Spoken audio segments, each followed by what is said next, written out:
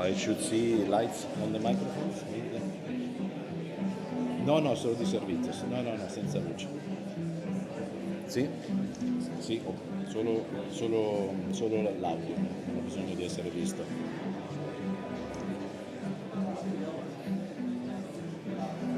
Just let me know when the microphone is open. Thank you. Ladies and gentlemen, the conference is about to start as soon as the minister will arrive. Thank you very much.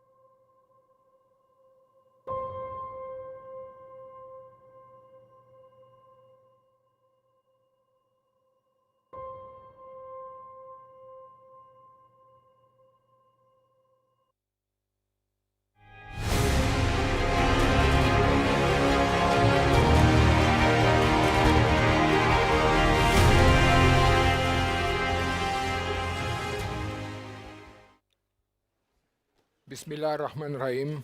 Assalamu alaikum wa rahmatullahi wa barakatuh. Forum 2023. This is as far as I go with my fluent Arabic. Good morning, everyone. Excellencies, ladies and gentlemen, distinguished guests and colleagues, and welcome to the Portuguese Saudi Investment Forum hosted here in Lisbon. My name is Raul Braga Pires. Today, we unite as leaders from across business, industry, politics, and civil society to explore opportunities for innovation, investments, and closer collaboration.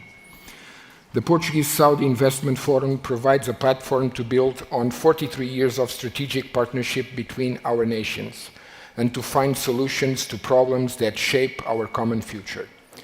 We'll explore together the investment opportunities that both the Kingdom of Saudi Arabia and Portugal have to offer, as well as share the exciting progress in our joint investment collaborations.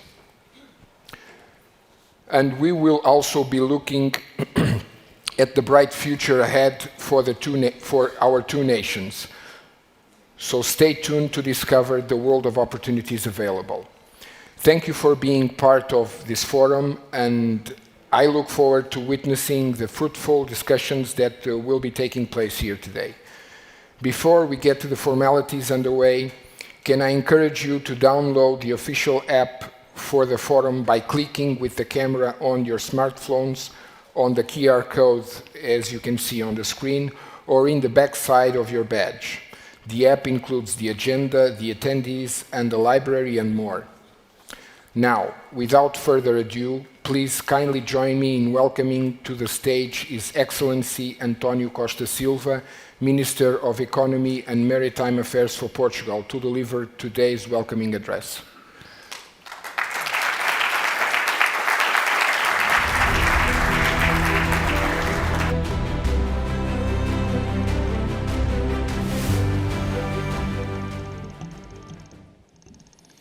Good morning to everybody. Your Excellency Faisal Al Ibrahim, Minister of Economy and Planning from the Kingdom of Saudi Arabia. I'd like to welcome you in Portugal, all the Saudi delegation, our friends, all the entrepreneurs, Portuguese and Saudi, that are here this morning, ladies and gentlemen. I think the relationship between Saudi Arabia and Portugal has a lot of room to improve. Our current exchanges amount to around 1 billion euros per year, but we can do much more.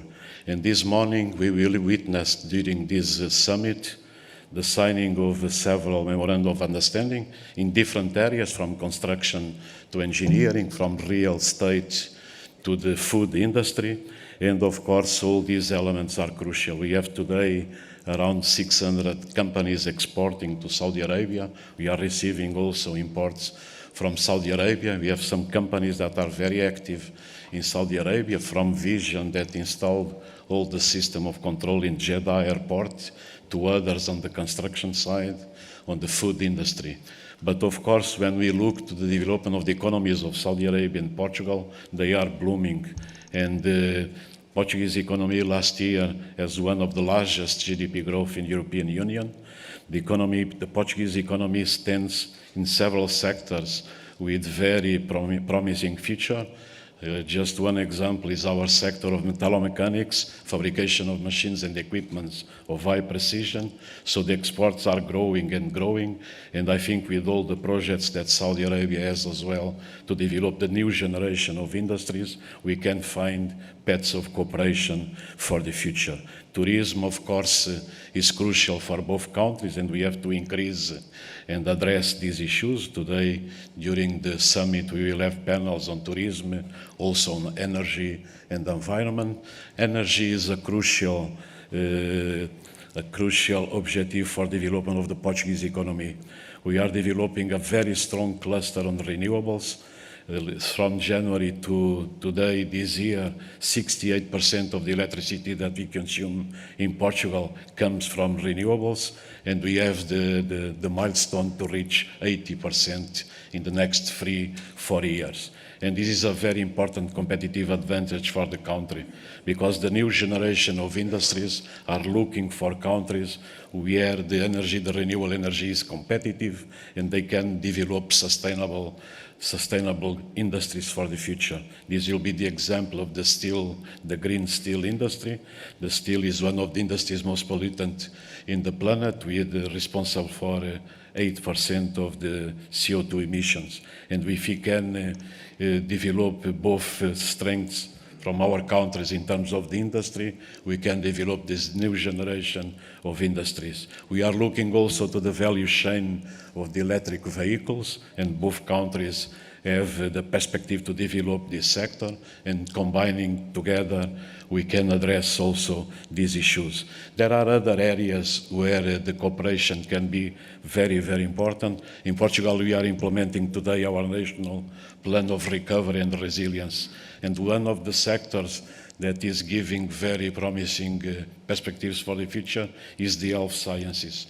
We have some clinical investigation top on the world, and we are transferring this knowledge into commercial business.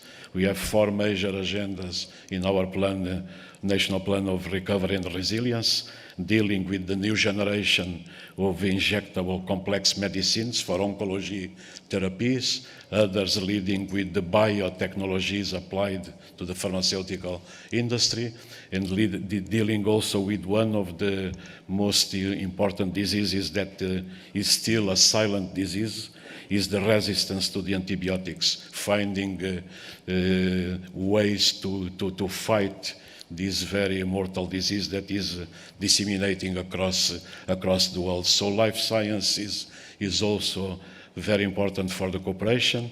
We have also the intention, and we are developing the project to install, as I mentioned to you, Your Excellency, one of the most important centers in Europe for biomarine technologies. It will be installed on the north of the country. I think the characteristics of the Portuguese waters, the temperature, they are very fine, very prone to development of the algae, microalgae, that can be the basis of a new food sector that is important for the future. One of the next crises will be a food crisis, so investing and developing this sector can be very important in the future. And on top of that, we have to develop also the biotechnologies, to develop the biomaterials, the biomolecules that can play a very important role in the future.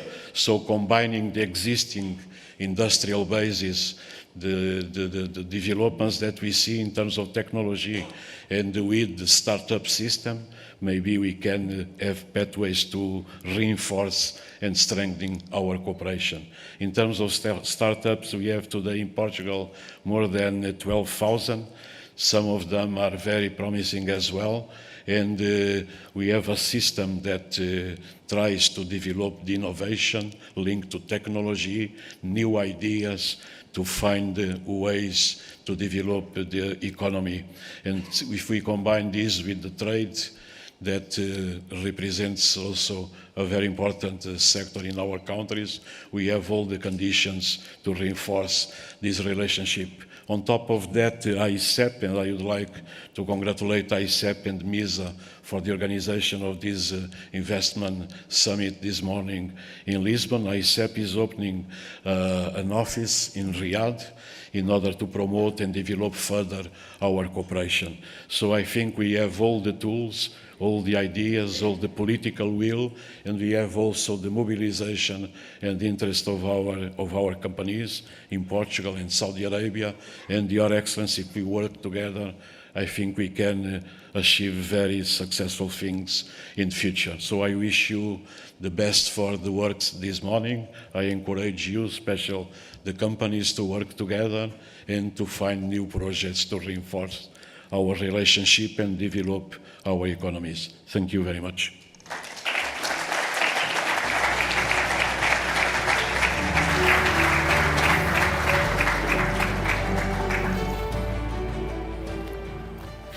Thank you, sir.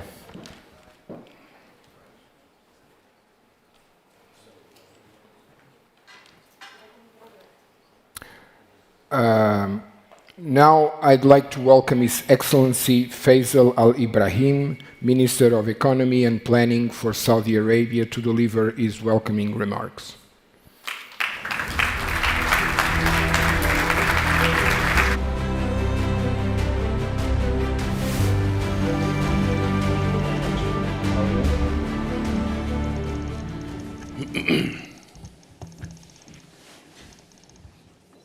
Your Excellency, Mr. Antonio Costa Silva, Minister of the Economy and Maritime Affairs of Portugal, Your Excellencies, ladies and gentlemen, Assalamu alaikum wa rahmatullahi wa barakatuh. Bom dia.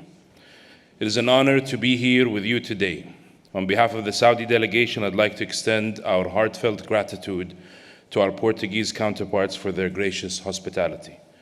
As we embark on this journey, we are inspired by the principle that cooperation knows no borders, and our commitment to mutual growth knows no limits. Today, we come together with the common goal of creating a platform for dialogue, innovation, and investment that will not only benefit our respective economies, but also strengthen the bonds of friendship between our people. Over the course of this forum, we'll explore the opportunities and challenges that lie ahead, finding avenues for collaboration in various sectors, from technology and infrastructure to energy and finance. We'll seek to identify the synergies that will drive our economic engines forward, opening doors to new horizons and untold possibilities. In today's world, we face unprecedented global challenges that require collective action and innovative solutions. From the ongoing impacts of the pandemic to the pressing issues of climate change, sustainability, and economic recovery, our nations, like many others, are navigating uncharted waters. These challenges remind us of the importance of international cooperation and solidarity. Here, the collaboration between the private and public sectors in both Saudi and Portugal can play a pivotal role. Our combined strengths, resources, and expertise can be harnessed to address these global challenges head-on. Whether it's investing in sustainable technologies, developing resilient healthcare systems, or promoting environmentally responsible business practices, our partnership can serve as a beacon of hope and progress in a world in need. By fostering an environment that encourages public-private collaboration, we can catalyze innovation, drive economic growth, and simultaneously contribute to a more sustainable and inclusive global community. Together, we can turn the challenges of today into the opportunities of tomorrow, forging a path towards a brighter and more prosperous future for our nations and the world beyond. In fact, today we are also hosting the 6th session of the Saudi-Portuguese Joint Committee.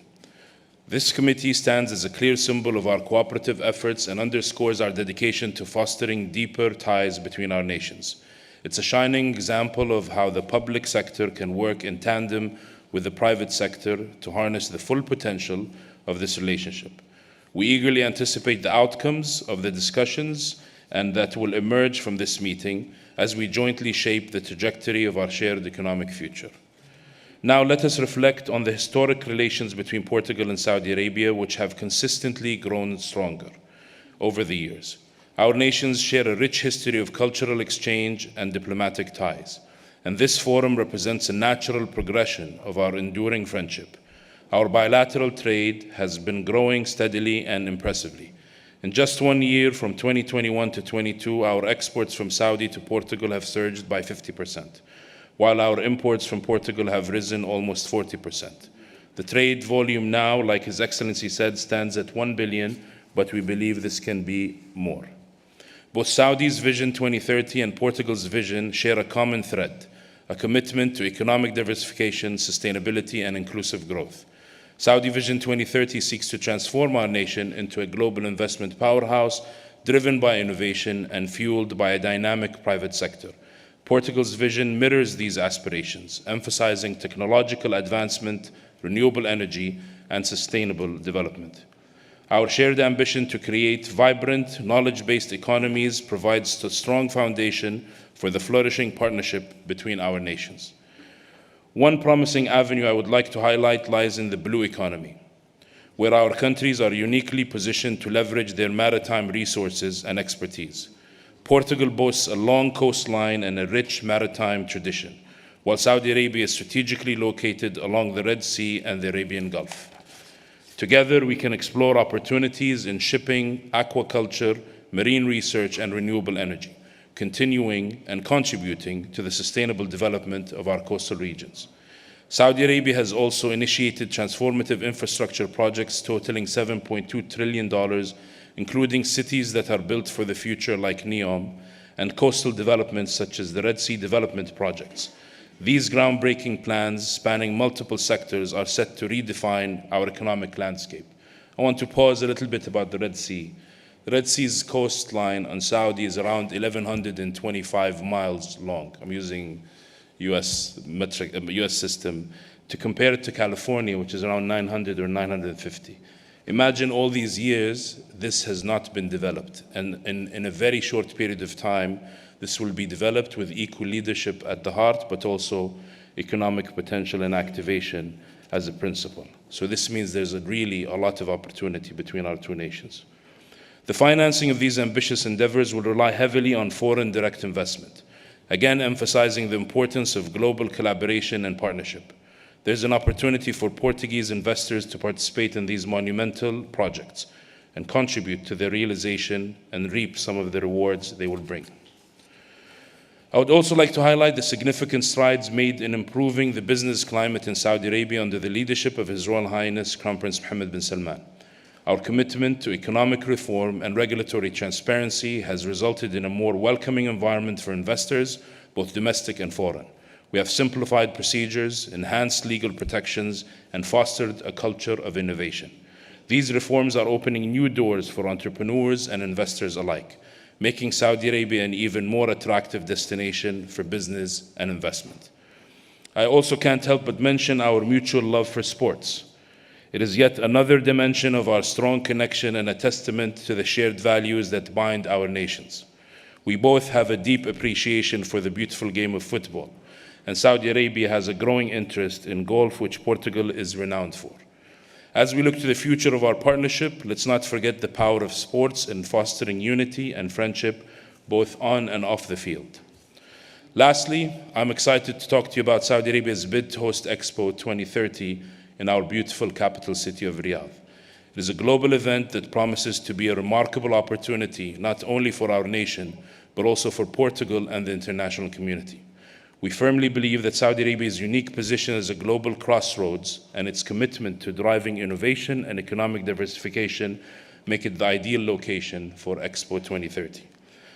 The benefits of this decision for Portugal are profound.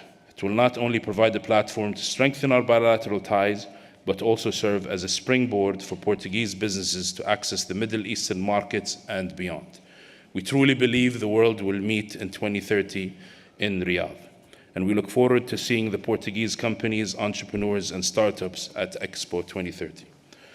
With that, I wish you all an enriching and productive experience during the remainder of this forum.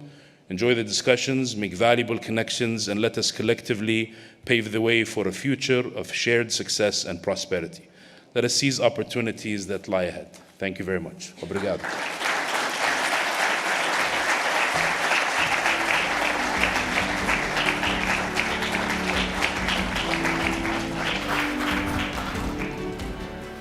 Thank you very much. We move on to a different panel. Welcome to the exchange ceremony for a number of memoranda of understanding between Saudi and European Union entities. This marks an exciting step in Saudi-European Union relations as we both continue to transform our economies and ensure the long-term prosperity of our peoples. Now, without further ado, I would like to take the opportunity to welcome to the stage representatives from a number of entities who will be exchanging memoranda today.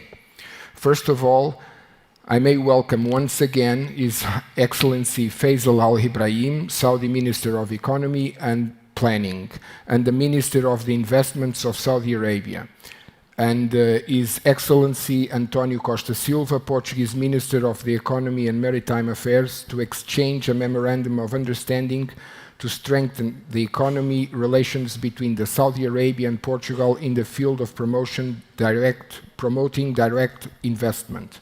I'd also like to join us the Deputy Minister of Investment, Badr Al-Badr.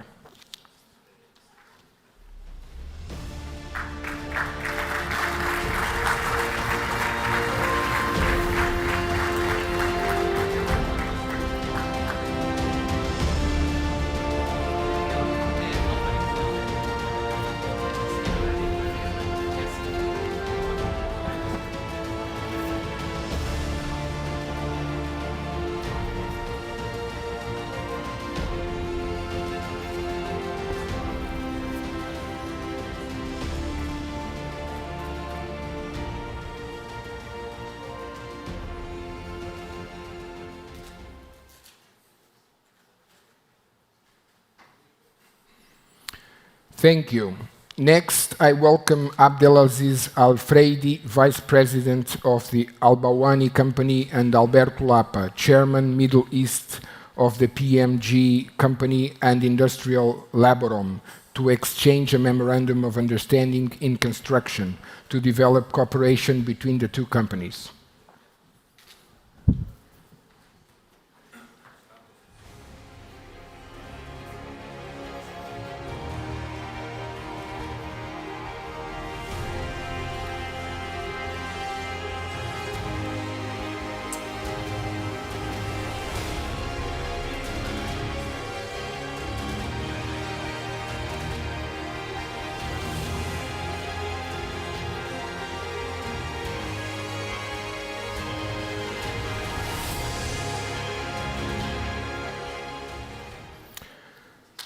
Thank you.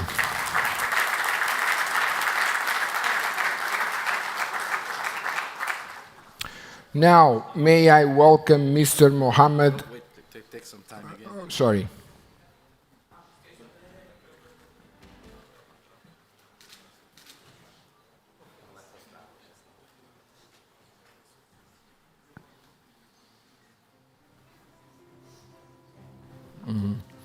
Thank you very much. Now may I welcome Mr. Mohammed Al-Dulam at Global Grand Group and Mr. Philippe Nicolau at Royal Fabrice de Chocolat to exchange a memorandum of understanding in the food industry sector.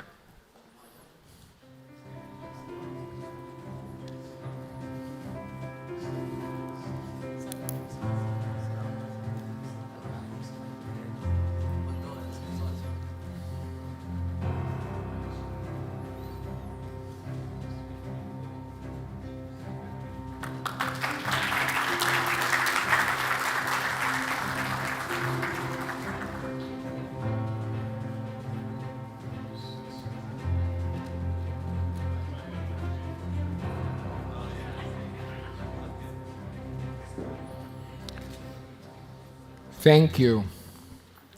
Next, may I welcome Mohammed Said Al-Katani at iTech Contracting Company and Luis Rodrigues at D Globe International to exchange a memorandum of understanding in the construction industry sector.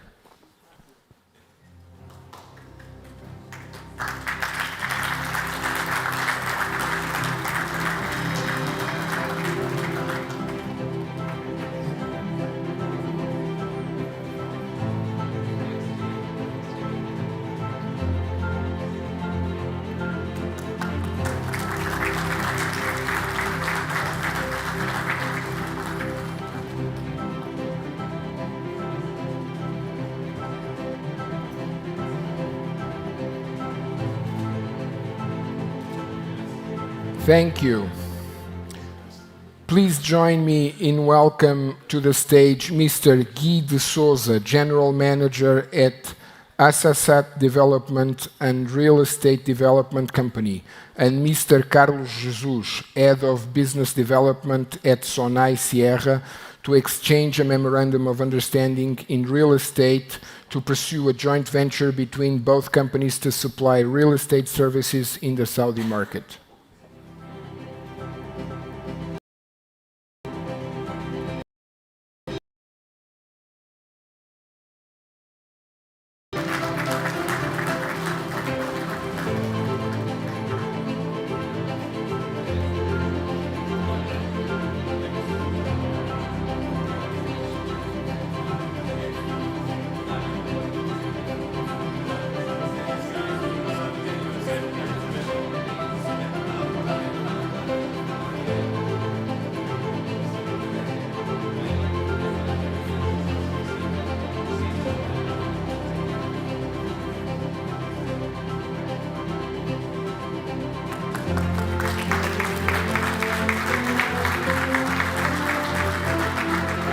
Thank you very much.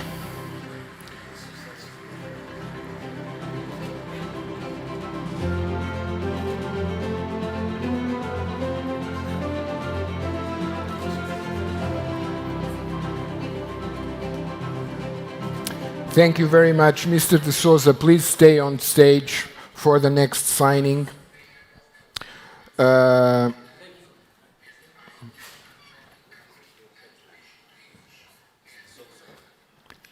Mr. De Souza, I asked you kindly to stay on stage. You need to sign the next one as well, so. Okay, Mr. Guy de Souza needs to, okay, sorry. It's such a Portuguese name, you never know.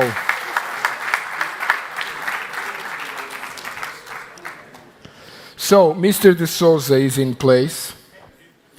And join me now in welcome Mr. Paulo Pimenta at GEG to exchange a memorandum of understanding with Mr. De Souza on stage in engineering for both companies to establish GEG Arabia, a new engineering company.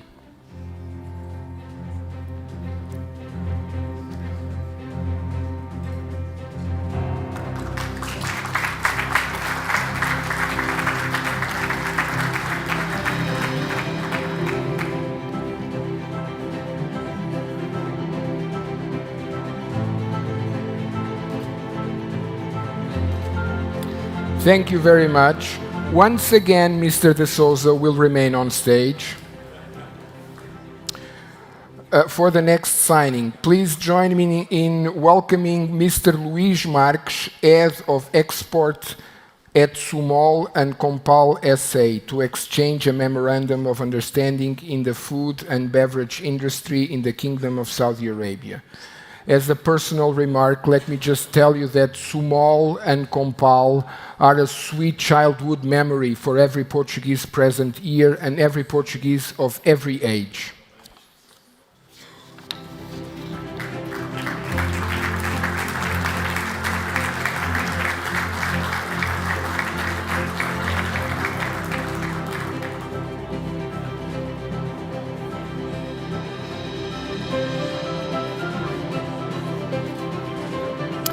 Thank you very much. Mr. De Souza can now leave the spotlight. And please join me in welcoming to the stage Mr. Maisa Al-Rashid from Canvas and Mr. Gustavo from Paris 75 Image Gustavo to exchange a memorandum of understanding in arts and gallery.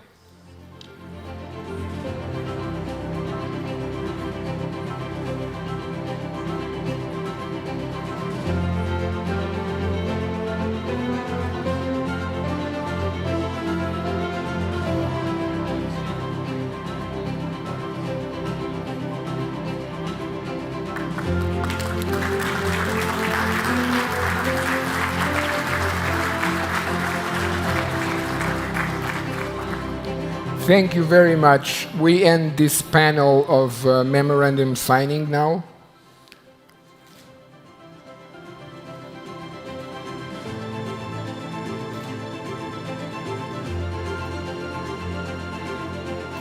And we'll see now a video from Invest Saudi.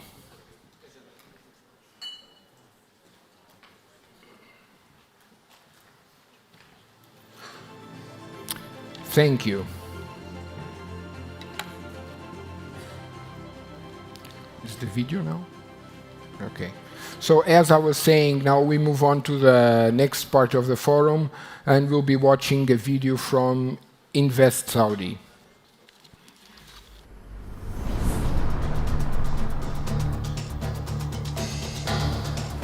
The Kingdom of Saudi Arabia and Portugal.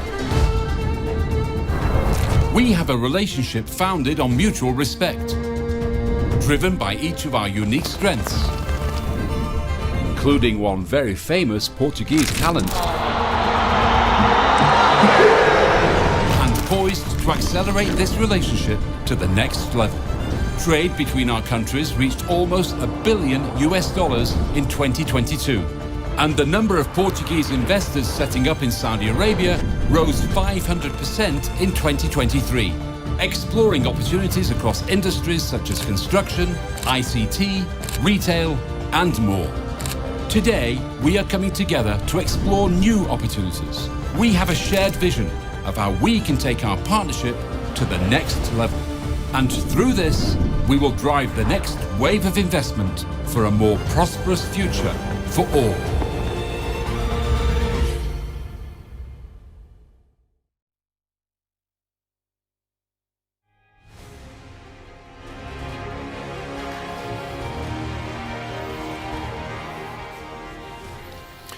A fantastic demonstration of the wonderful opportunities available in Saudi Arabia.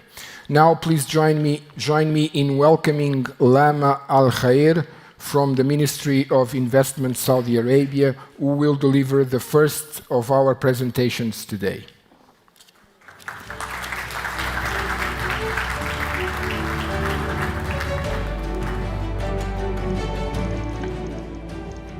Good morning, everyone. Bismillah ar-Rahman ar-Rahim. Assalamu alaikum wa rahmatullahi wa barakatuh. Your Excellency, ladies and gentlemen, esteemed guests and colleagues, it is truly an honor to be here today at the Portuguese Saudi Investment Forum of 2023 in the beautiful city of Lisbon. It is also an honor to present to you Invest Saudi and the Kingdom of Opportunities. First, I would like to start off with the launch of the Vision 2030 in 2016. The Kingdom has set on a path to pioneering of the Vision 2030 to become a blueprint in the very heart of Saudi Arabia's cultural, economic, and social transformation. Having said so, the vision has created a paradigm shift in its economy as it seeks to place Saudi Arabia in one of the largest economies in the world. To achieve this, we have been having many strategies and initiatives underway and aim to diversify our economy and improve its productivity. It is important to stress that Saudi Arabia economy is transforming from a state-led economy to a private-led driven economy, from also an oil-driven economy to a productivity-driven economy. And that's what we hope to achieve, inshallah. Of those targets, I would like to highlight that Vision 2030 is based on three main pillars: a thriving economy, and a vibrant society, and an ambitious nation. Of these targets, I would like to highlight that we would like to increase foreign direct investment from the baseline of 1.3 to 5.7 in 2030, inshallah, and generate over 260 billion of non-oil government revenue, up from its baseline at 43 billion, as well as the target of 2 trillion of the public investment funds assets under management. Of course, all these strides and targets are strongly backed up by our national investment strategy. Its four main pillars is investment opportunities, investors, funding, and competitiveness. The Kingdom's national investment strategy aims to develop and diversify investment opportunities by unlocking key sectors and effective governance. It aims to enhance its domestic and foreign private sector contributions to economy, as well as to provide transparency in regards to the methodology and the principles of its partnerships. The Kingdom's national investment strategy wants and aims to increase its investments of a cumulative of $3 trillion by US dollars by 2030, inshallah. Some of these targets also include an overall domestic investment component of the gross fixed capital formation and a 20 times increase in the FDI, as mentioned earlier, to 5.7 by 2030, inshallah. So this brings me to why businesses are choosing Saudi Arabia. I hereby present to you 8 key reasons to why invest in the Kingdom. First, we have an ambitious reform journey guided by our vision. We have young and skilled workforce, 30% under 29. We have attractive property solutions. We also have game-changing opportunities, whether it is in the privatization programs, localization of value chains, or in our giga and mega projects. We're expanding our quality of life. We're a leading financial sector backed by a resilient banking system. We have a strategic global location that I'll tap into in a bit. We also have a high domestic market that is very affluent and fast-growing. This is, of course, all supported by the resilience and strength of Saudi Arabia in the G20 economy. We are ranked first in the growth of population among the G20. We're the 5th largest in GDP per capita. We're also positioned as having the 2nd lowest debt to GDP ratio among the G20, and also we're the 7th largest foreign assets reserves globally. The kingdom is also the largest in the MENA economy, and it has the 50% of GCC GDP.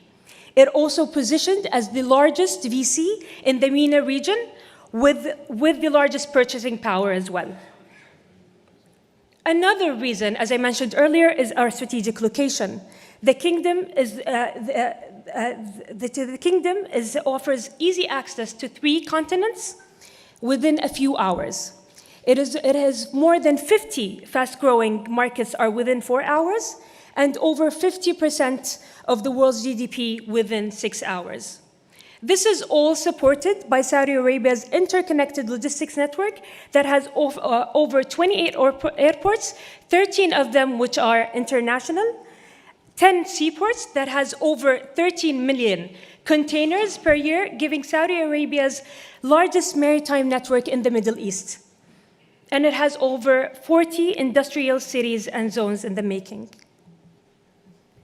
Vision 2030 has also created game-changing opportunities, and the scope of these opportunities covers areas all over the kingdom, highlights our country that has to offer in terms of geographical benefits. Our giga and mega projects, on this slide, as we see in front of us, is the most ambitious and impressive investment projects. These projects offer world-class opportunities and for small, medium, and large enterprises. These massive opportunities include about 453 billion in the industry of energy, over 64 billion in the industry of tourism and arts and entertainment. This information highlights the investment potential and various sectors in which investors like yourselves can explore opportunities. So how can the Ministry of Investment support you? There's a wide range of incentives that the Ministry of Investments can support you with, such as financial incentives for R&D, energy and utility enablement, tax credit exemptions, as well as employment funding and loan programs. Oops, sorry. This is not working.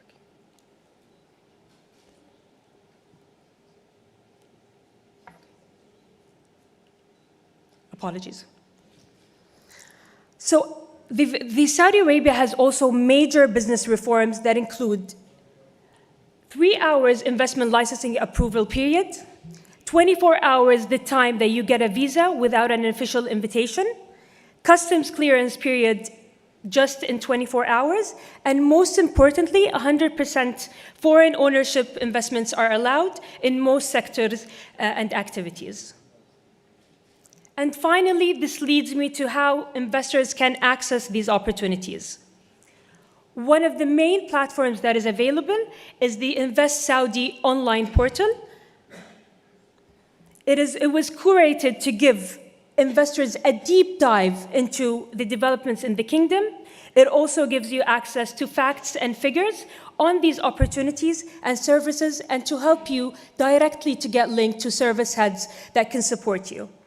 On that portal, there are over 1,000 opportunities that are available and ready. And of course, we, as the Ministry of Investments, we work closely with the investors. We support them in developing their business plan, as well in assessing opportunities and connecting them with the sector heads and all the relevant entities in the kingdom. We do this under the unified brand of Invest Saudi. You may scan the barcodes on the screen to get access in all the manuals, guidelines, such as the Investor Services Portal, investment licenses, and investor journey guidelines. And with that, I would like to conclude the presentation of today. Thank you very much, and it's a pleasure being here.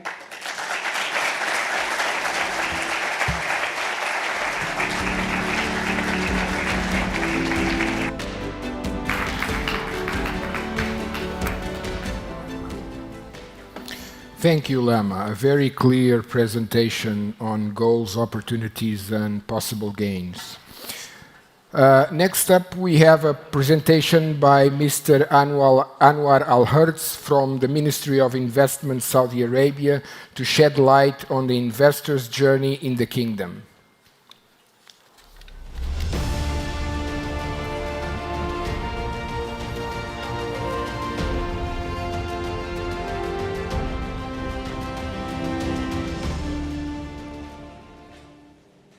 Assalamu alaikum. Good morning, ladies and gentlemen. Today, I will be happy to present investor journeys.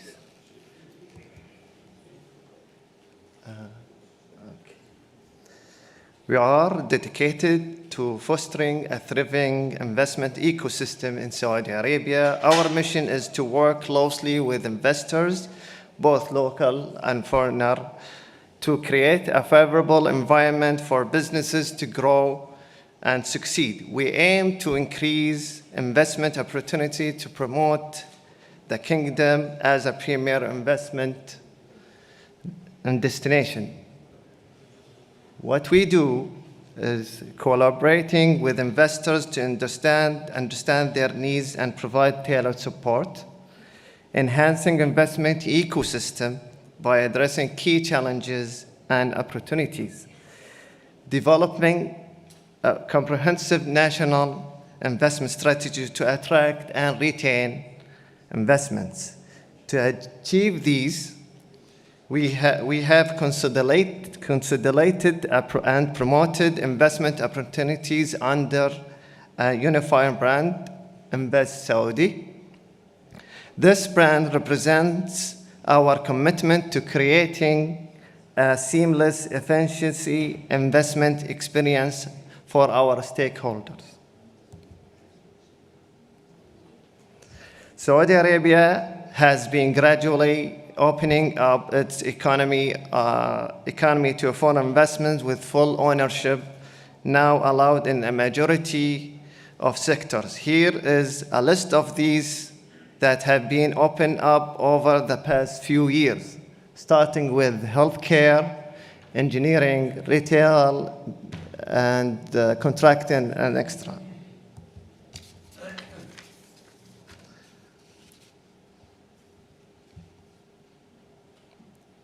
Whether you're starting or expanding business in Saudi Arabia, our dedicated team is here to support you at every stage of your journey. Our services include, before setup, such as matchmaking and linkage, organizing site visits, providing tailored incentives. During setup, obtaining licensing and permits, organizing publicity and launch events, connecting with recruiting agencies. After setup, helping overcome obstacles, account management, business centers, and support in problem solving through frequent focus workshops. During setup, we do license issuance, and after that we do commercial registration issuance. Then we will open government files, the rest of government files. Then we end of the procedure, we establish your business to be ready to operate. This takes almost to finalize it in 2 weeks. The ministry is committed to maintain a strong connection with investors, ensuring the continuity of their business and minimizing potential disruption to their investments plans. Our approach includes account management. We promote systematic communication with investors under their needs and provide quality solution and value-added services that contribute to the continuity and expansion of their business. Second, organizing workshops. We invite investors to workshops that address new regulation or clarify existing ones in collaboration with relevant government agencies. We also involve investors in national events and international delegations. Third, we do periodic questionnaires. The ministry is dedicated to send periodic questionnaires to gather the opinions and recommendations of investors through the dialogue, ultimately aiming to improve the business environment.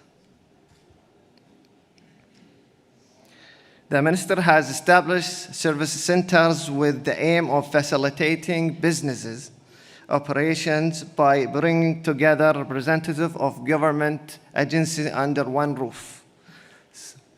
We have 3 current locations in Dammam, Riyadh, and Jeddah.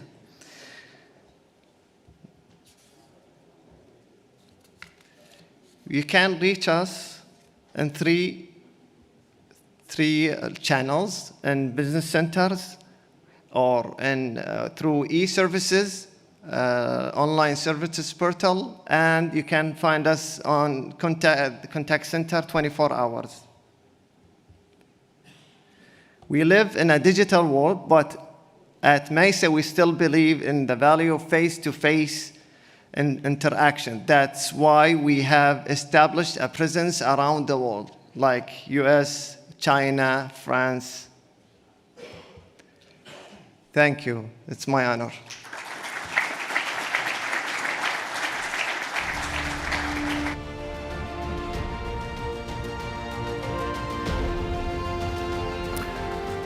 We move on. We just saw a Saudi video. We will now see a Portuguese video called Why Portugal? Limaza Portugal.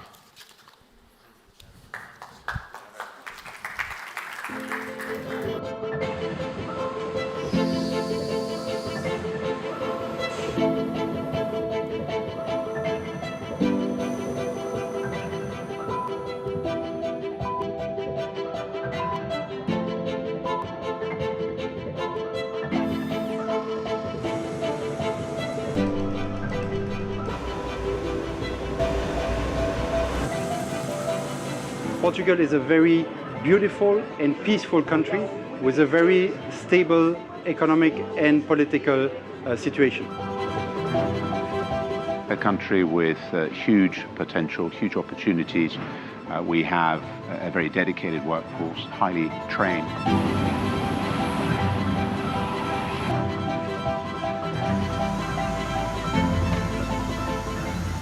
Portugal has a lot of good engineering schools all over the country, and the competition is quite low compared with other countries in Europe. Portugal has a lot of very good universities. We have a lot of good people aiming for new technologies, new challenges, new products, and the breakthrough of industry.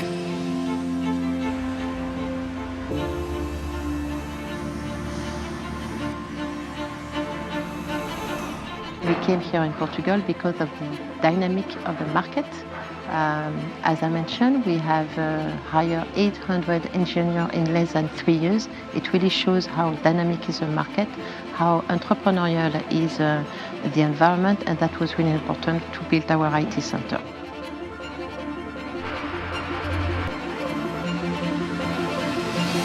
When we recruited lately all these engineers, we were capable of setting up a team of 15 nationalities all recruited in Portugal.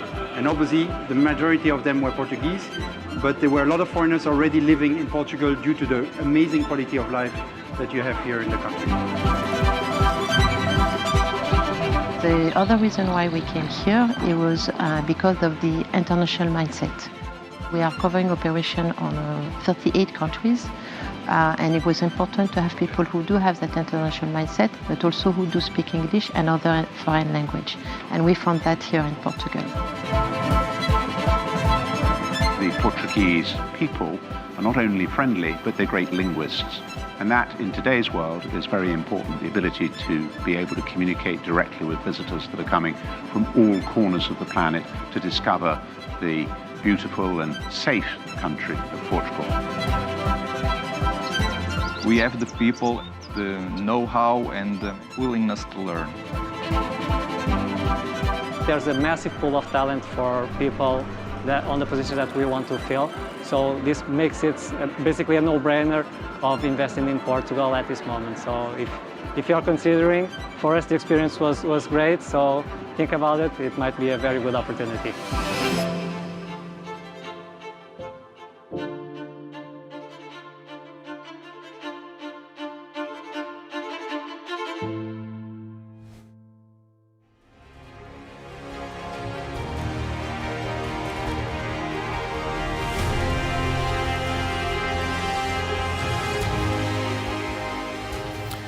After this video, we welcome Filomen Dias, Director of Inward Investment from AICEP, for a presentation on inward investment in Portugal.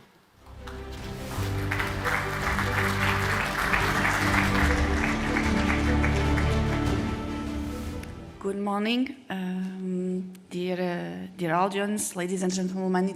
It's really a pleasure to be there and to have the opportunity to present. We have seen some testimonials from our clients, but why Portugal is the right place and the right choice for investment.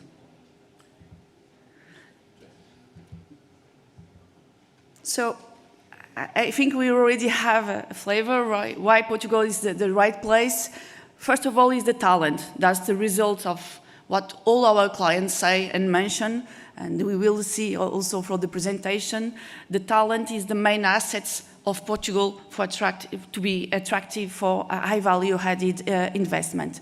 Green location, and we will see later also some more details on that, but Portugal is moving to a green location, a green country, and to promote sustainability in business and new activities. Open for investment too. Portugal is a country with no barriers to investment, so all value-added sustainable investment is welcome in Portugal. And in terms of macroeconomy also, we have been witnessing an important growth and recovering and export-oriented economy. Strategic location. There is always different way to see the world map, and Portugal is in Europe, but between the Asia, Africa, and Atlantic areas. And innovation. We cannot move forward in business without innovation, and our innovation rely on the strong university network and our talent. And the risk perception nowadays is really important when you choose the location where to invest, where to do business, to have a safe partners and safe location.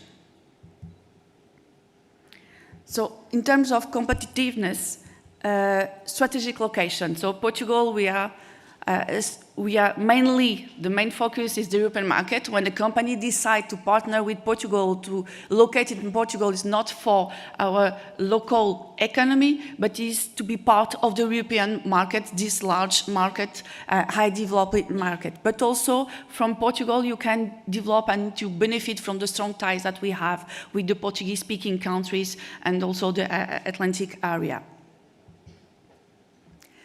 Stability nowadays is really important to reduce the risk of operation, the risk of trading, the risk of partnering.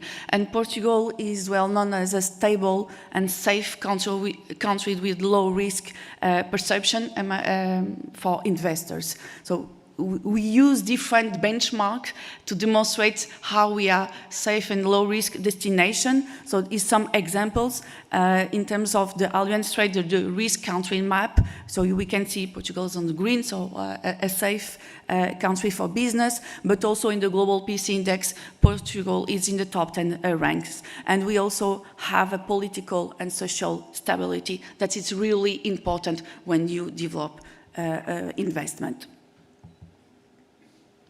Green location. Green location and sustainability nowadays is the key, one of the key drivers of the investors and also the companies when they are partnering and identifying new business partners.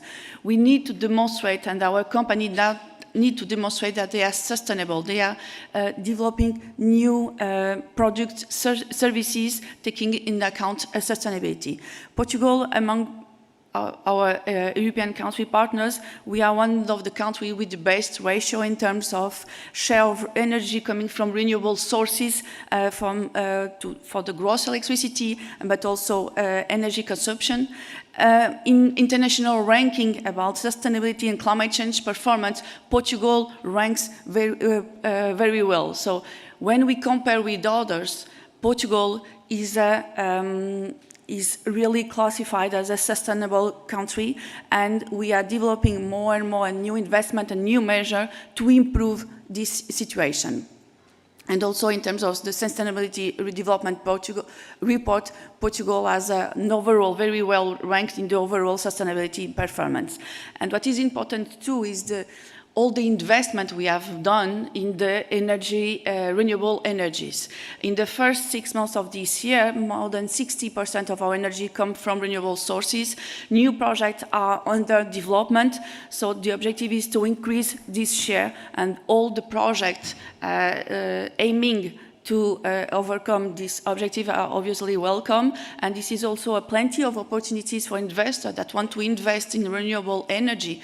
Portugal, we have several projects in the green hydrogen in Sines area, that is called the Hydrogen Valley, but also in the solar energy. We will have also the wind offshore tenders in the future, so plenty of opportunities for development of new projects in the renewable energies. The macroeconomics, maybe just to highlight, we had one of the highest growth in Europe in 2022. In 2023, we also have a sustained growth, and the weight of export are really important. And it led me to the next slide. We reached in 2022 50% of the weight of the exports represented 50% of our GDP. It was the first time, and it's really important. The development and our objective of our economy is to be export-oriented and to promote export of services and goods. The main partners of our export, obviously the European markets. As we said, our natural market is the European market, but we have been also improving in other geographies, and this is really, really important. And in 2022, the weight of our export to a European market were below the 70%. That demonstrates that we are diversifying our exports. In terms of goods and services, many times companies, our partners, they don't know, but we do not only export tourism or food or wine. This is frequently what is mentioned by some of our clients. We are large exporters of machinery, equipment, automotive components, so more industrial oriented. And just to have an idea, in top 10 exporters, Portuguese company exporting from Portugal, 6 in the top 10, 6 are from the automotive sectors. So automotive and mobility of future is an important sector in Portugal. And the global recognition, when we mention open for investment, we have been awarded in the survey from EY, Attractiveness Survey in Europe. Portugal reached in the survey published this year in 2023, but regarding the data about in 2022, we were the 6th country in Europe with the largest number of projects. So behind Germany, France, UK, so largest economy. So we were really attractive in the European Union and in manufacturing and projects in the digital economy. The consultant at Economy also stated that Portugal is the result of a survey. We are in the Foreign Direct Investment Confidence Index in the 14th position.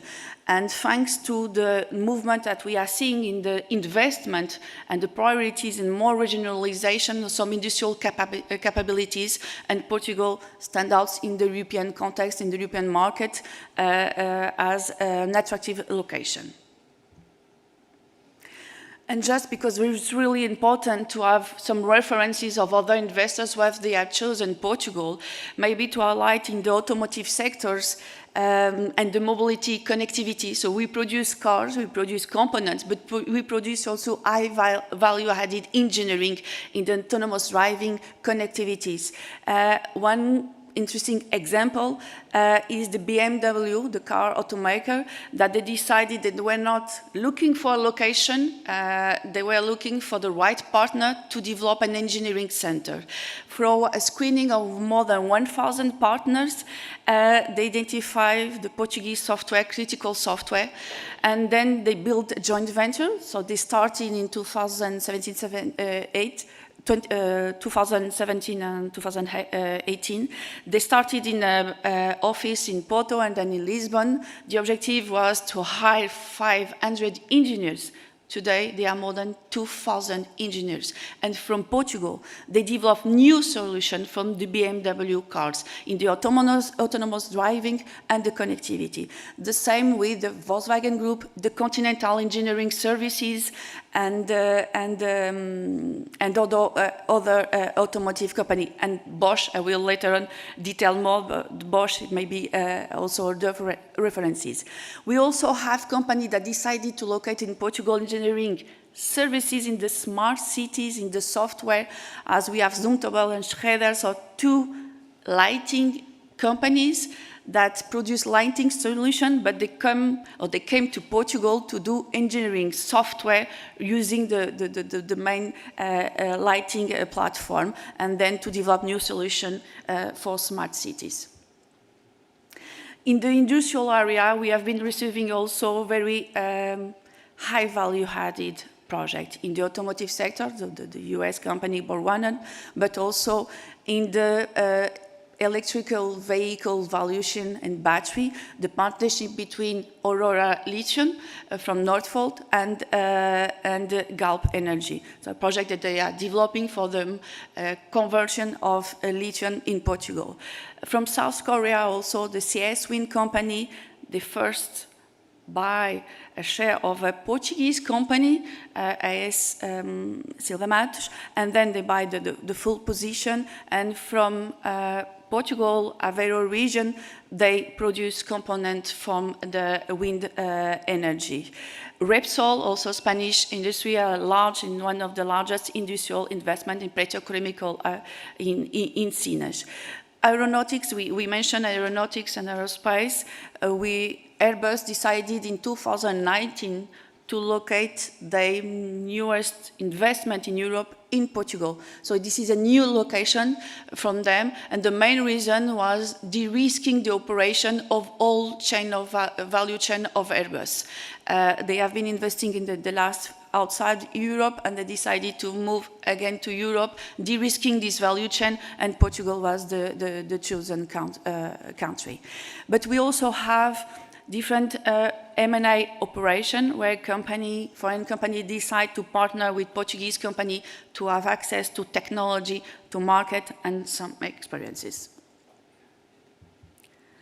And now what are the main priority sectors? The one that we are focusing, not exclusively, all value-added projects are welcome in Portugal. aeronautics, space and defense. So I mentioned aeronautics with the investment of Airbus, but we have others, Mecachrome, Lawak and the Spanish Aernova, but also in space. More and more we speak about space, data, and we have several investments in this area. The automotive, and automotive not only for the production, engineering related with the automotive sector and the mobility of the future. Green industry, by green industry is all producer equipment for energy, renewable energy equipment, but not only, sectors that promote clean technology. The business services, we have seen an increase of our export from business services, high value added business services more and more, and we have some examples also from Saudi Arabia, Dar Engineering, that decide to locate in Portugal to perform business services from Portugal. The digital economy, from software, programming, but also data centers and submarine cables. Food industry, life sciences. Portugal is well renowned in terms of talent and strong universities in research in life science industry, and we also a very good example of partnership between Portugal and Saudi Arabia in management of hospitals with the investment of a Portuguese group in Saudi Arabia. And high technology industry. We have a picture of a camera lens. I don't know if you know, but Leica, the camera producer, the German, they have a strong and large industrial capabilities in the north of Portugal, and with more than 700 workers there, and where they produce all the components of the camera. So it's interesting to note, so from Portugal we have high precision industry, and so we have the talent and then to develop this kind of capabilities. And as I already mentioned, so the main why they choose Portugal, the talent, we always use some ranking to have an idea how we position compared with our partners. Good language skill, graduate in science, university education. So really to focus on the quality of our education and the quality of our talent. In terms of number of students, roughly 1/3 of our graduates are in the science, technology, engineering, and math areas. So areas that are key for the transition of the digital transition of the economy, that are key for the energy and transition of our economy too. And in 2023, so this year, we hit a new record in terms of students at the university. And I don't know if you know, but we are the first country in the EU with the highest ratio of engineering graduates in the total graduates. So really orientation on engineering. And more our university are international and renowned and as international references. Innovation. Nowadays, innovation is the key success of the businesses. In the Global Innovation Index that were published last week, we are in the 30 position. What is important, we have strong university network. We have also technological center, research and development institutes.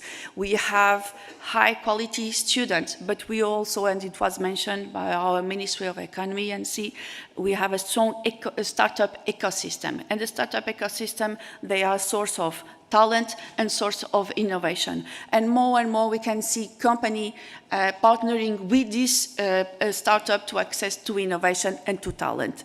And to highlight the example of Bosch as an international company, Bosch car multimedia, but also Bosch thermotechnology, they used to say that they invent in Portugal. It's not made in Portugal, it's invented in Portugal. And the Bosch car multimedia, since 2013, they have invested more than 200 million euros in research and development projects in cooperation with universities in Portugal. So it's a good example how you can take advantages of the condition that we have in our universities and research capabilities. Infrastructure, so you came to Lisbon from the airport, from the roads. We have very outstanding, high quality network of transports. And last but not least, the quality of life. When we choose to partner with Portugal, to locate in Portugal, it's not only to have access to local talents. More and more companies choose a location and destination that can be attractive for the expat and for international talent. And Portugal is well known in this area. And this weekend we received the best European leading destination in Europe. So it's a recognition of this quality.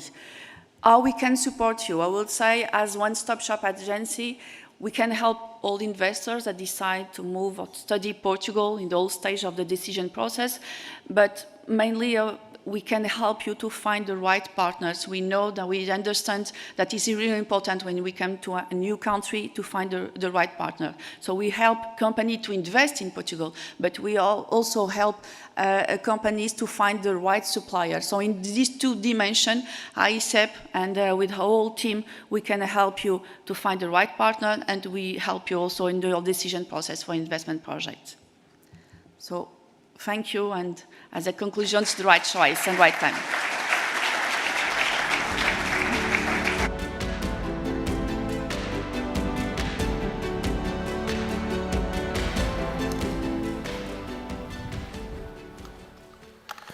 Thank you very much, Filomena. We are about to finish this panel. Last but not least, let's welcome Patricia Lima, Head of Operations at ARC International Design, to the stage to share her experience and successes of doing business in the Kingdom of Saudi Arabia. Thank you very much.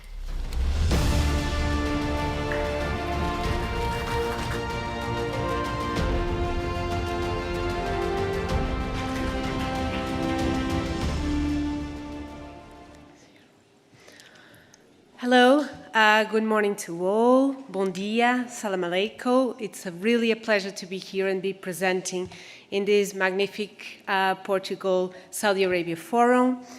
My name is Patricia Lima. I'm the head of operations of a company called ARC International Design Consultants. And I will be here to explain to you what we do and a little bit of our story.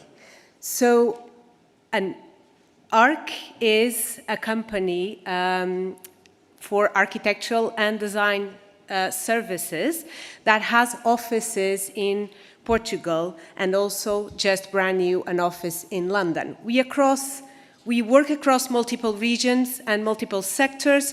We also provide several services as master planning, architecture, interior design, landscape, specialist lighting. But there is something about us that is we are focused on training programs and working together with Saudi Arabia from the beginning. We have been developing trainee programs here in Portugal and also in Saudi Arabia with our architects. Everything started with a company called DAR Engineering in Saudi Arabia, a company that has more than 20 years. They found in Portugal the skills, the expertise, the knowledge, the international exposure of architects and designers, and they have created a company here in Lisbon that was fostering talent, bringing talent back home, creating jobs here, but last but not least, sharing and transferring knowledge from one country to the other. We have just celebrated 7 years of existence. We are here in Lisbon since 2016, and let's look at what we have done in this last year. So ARC started in 2016 as an international company and sourcing talent and sourcing expertise all over the world. We started on the healthcare sector because our partner in Saudi Arabia was already very strong in that market, so we were just following with them, and so we were focused on healthcare at the beginning. Our first project was a hospital in Uganda that is now built and operating already. In 2017, we kept sourcing talent and bringing expertise, working and learning from different contexts and different geographies.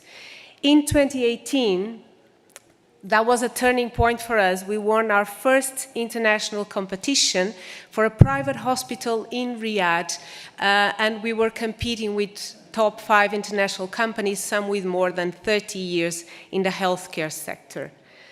In 2019, apart from continuously building a team, we were working together along with the Ministry of Health in Saudi Arabia for the nationwide healthcare improvement plan and developing design guidelines for 100 primary healthcare centers all over the kingdom that could also be adapted to other facilities. In 2020, and we all know that this was a very particular year for the whole world, there was some standby, there was some time for thinking, and this for us was also a time for rethink strategies. That was the point that we started to expand to other sectors apart from healthcare. We were also involved in our first PIF Giga project, that is Russian, and we were involved in the development of a master plan and a lot of typologies, 13 typologies of buildings for a 5,000 villa master plan in Al Hufuf. In 2021, continuously exploring new sectors, and we had our first results. We were involved in another PIF, one of the Giga projects, that is Saudi Entertainment Ventures project, and also working in a hospital for the Red Sea Global development. In 2022, we started an office in London, and the idea was also to bring expertise in very specific sectors, namely hospitality, for example, but continuously having our training programs now between London, between Portugal, and between Saudi Arabia. And here we are, 2023. Till today, we have been awarded with 15 projects, and we are very proud to be working with top players in Saudi Arabia and in Portugal, and together with our partners, Dar Engineering. Now, let's look at the numbers and what do we do. So we have 7 years. We have been involved in 79 projects. That means that we were involved in 11.2 projects a year. That means almost 1 project a month, which is quite an achievement for a company like us. 5 of those projects were master planning, from smaller master planning, 200, 300,000 square meters, to larger master planning cities, 1 million, 5 million square meters. We were involved in 4 entertainment projects, some for 7, but some others also.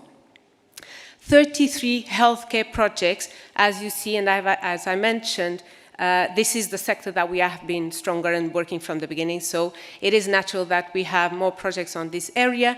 We have been doing small clinics, primary healthcare centers, general hospitals, specialist hospitals, any kind of healthcare facility we have been involved. Also retail projects, residential, hospitality is a sector that we are starting, and we are starting to be strong. Cultural projects, mixed use for retail, hospitality also, offices, education, and some of these projects are also in Lisbon and in Portugal, and we are also working with our Saudi colleagues here. 3 laboratories and industrial facilities, 4 religious projects. We have completed 26 competitions, a part of the 79 projects, 13 are under construction, and 8 have been completed. I will share also a little bit of our principles and how we approach our design.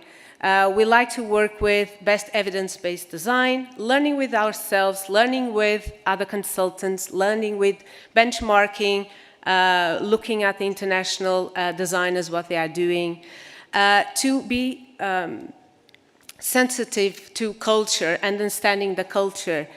to be our projects, our master planners, our buildings to be flexible, to be future-oriented, that can be easily adapted to any new requirement, to be sustainable, to be focused on people, especially on the healthcare projects. We know that there has been a lot of transformation on this sector.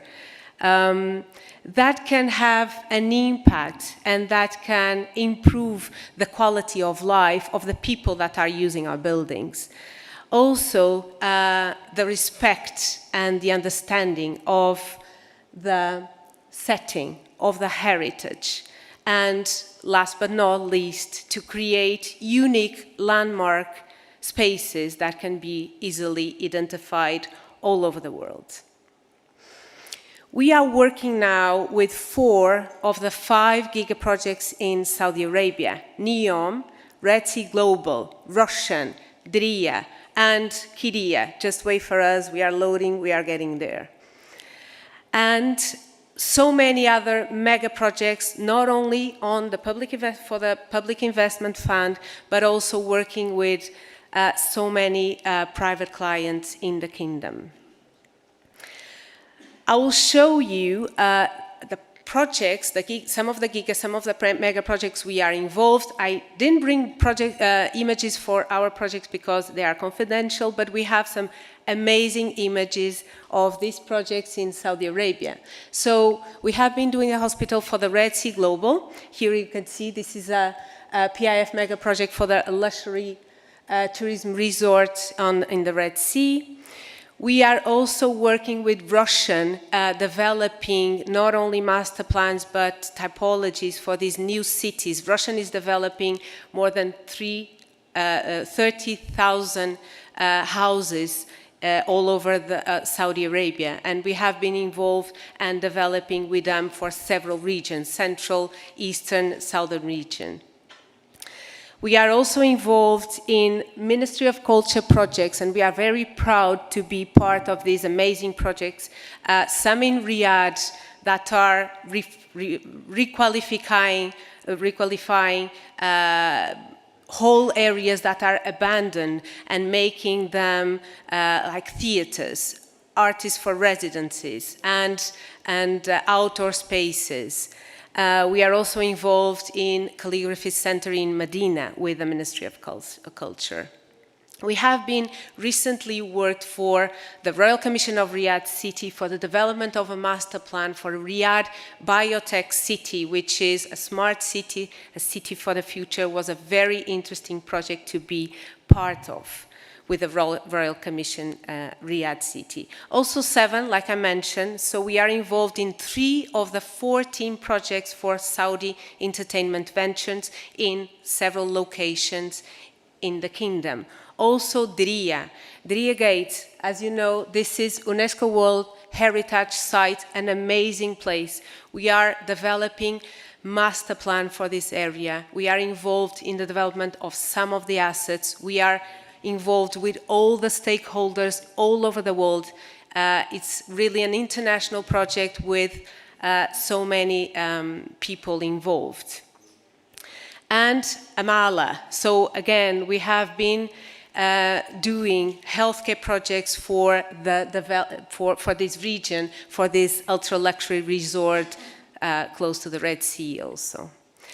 Alula, this amazing, extraordinary natural heritage. It is really a pleasure to be part of this and to be working with the Royal Commission for Alula. And NEOM, apart from the line that everyone knows, there are so many projects that NEOM is developing. We are right now working for a master plan of 1 million square meters and developing more than 21 typologies from schools, residential, civil buildings, religious buildings, and so many others. Now, I'll share with you about our vision. I have explained what is ARC, what we do, but this is our vision. We look at the future. We believe in sharing knowledge. We believe in a visionary approach. We believe in building a global team between Saudi Arabia and Portugal, and transferring is transferring this knowledge between our teams. It is about learning by doing. Is about being there. We have developed training programs for junior architects in Saudi Arabia, and also fostering Saudi talent all over the kingdom. It is by working as one team and building our own experience. We are different from any other company, so we have to find ourselves. How do we work and how can we work together? It is about a constant interaction between teams, working alone with Portuguese designers, bringing Saudi talents here, giving a little bit of Portugal, about our amazing Lisbon city, our amazing sun, that they really like to come and stay with us for a couple of times. But it's also about being present, being there, understanding the values, understanding the culture, and we can say that we have Saudi Arabia inside us right now. It is about sharing knowledge, it's about transfer knowledge, it is about building something, it is about building a team. Using Portuguese expertise and knowledge for develop Saudi talent. It has been a pleasure to share this extraordinary story with you, and thank you, obrigada, shukran.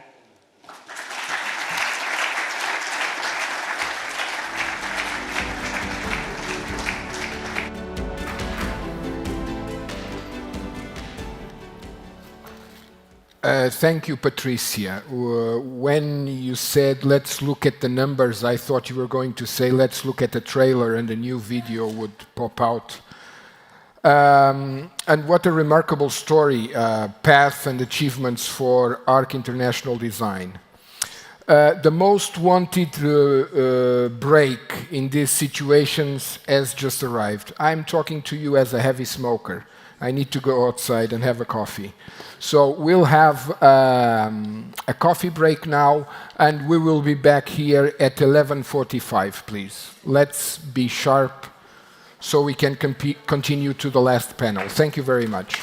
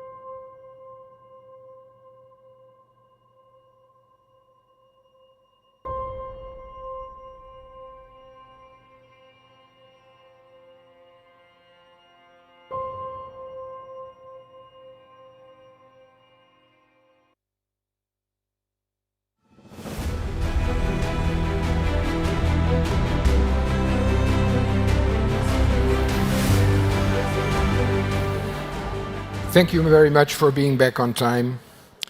And I welcome you back to the Portuguese Saudi Investment Forum. And now we move to the panel presentation by sectors. Please join me in welcoming Mr. Sérgio Guerreiro, Director for Knowledge Management and Innovation at Turismo de Portugal, for a presentation entitled Portugal Destination to Invest.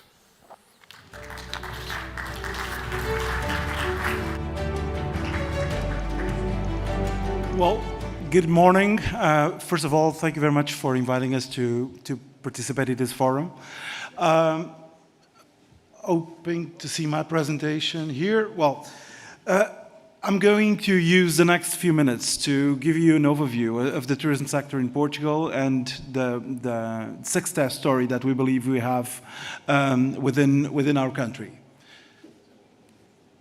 So first of all, starting with our brand, one of our main elements of development in recent years, we've managed to pave our way to become one international recognized brand as a destination, also positioning ourselves as a competitive and sustainable destination, and one of the most want to see destinations in the world, not only for Europeans, which was our traditional market, not only for sun and beach, which was traditionally the way that made us a well-known destination worldwide, but especially for new kinds of tourism products and new kinds of segments.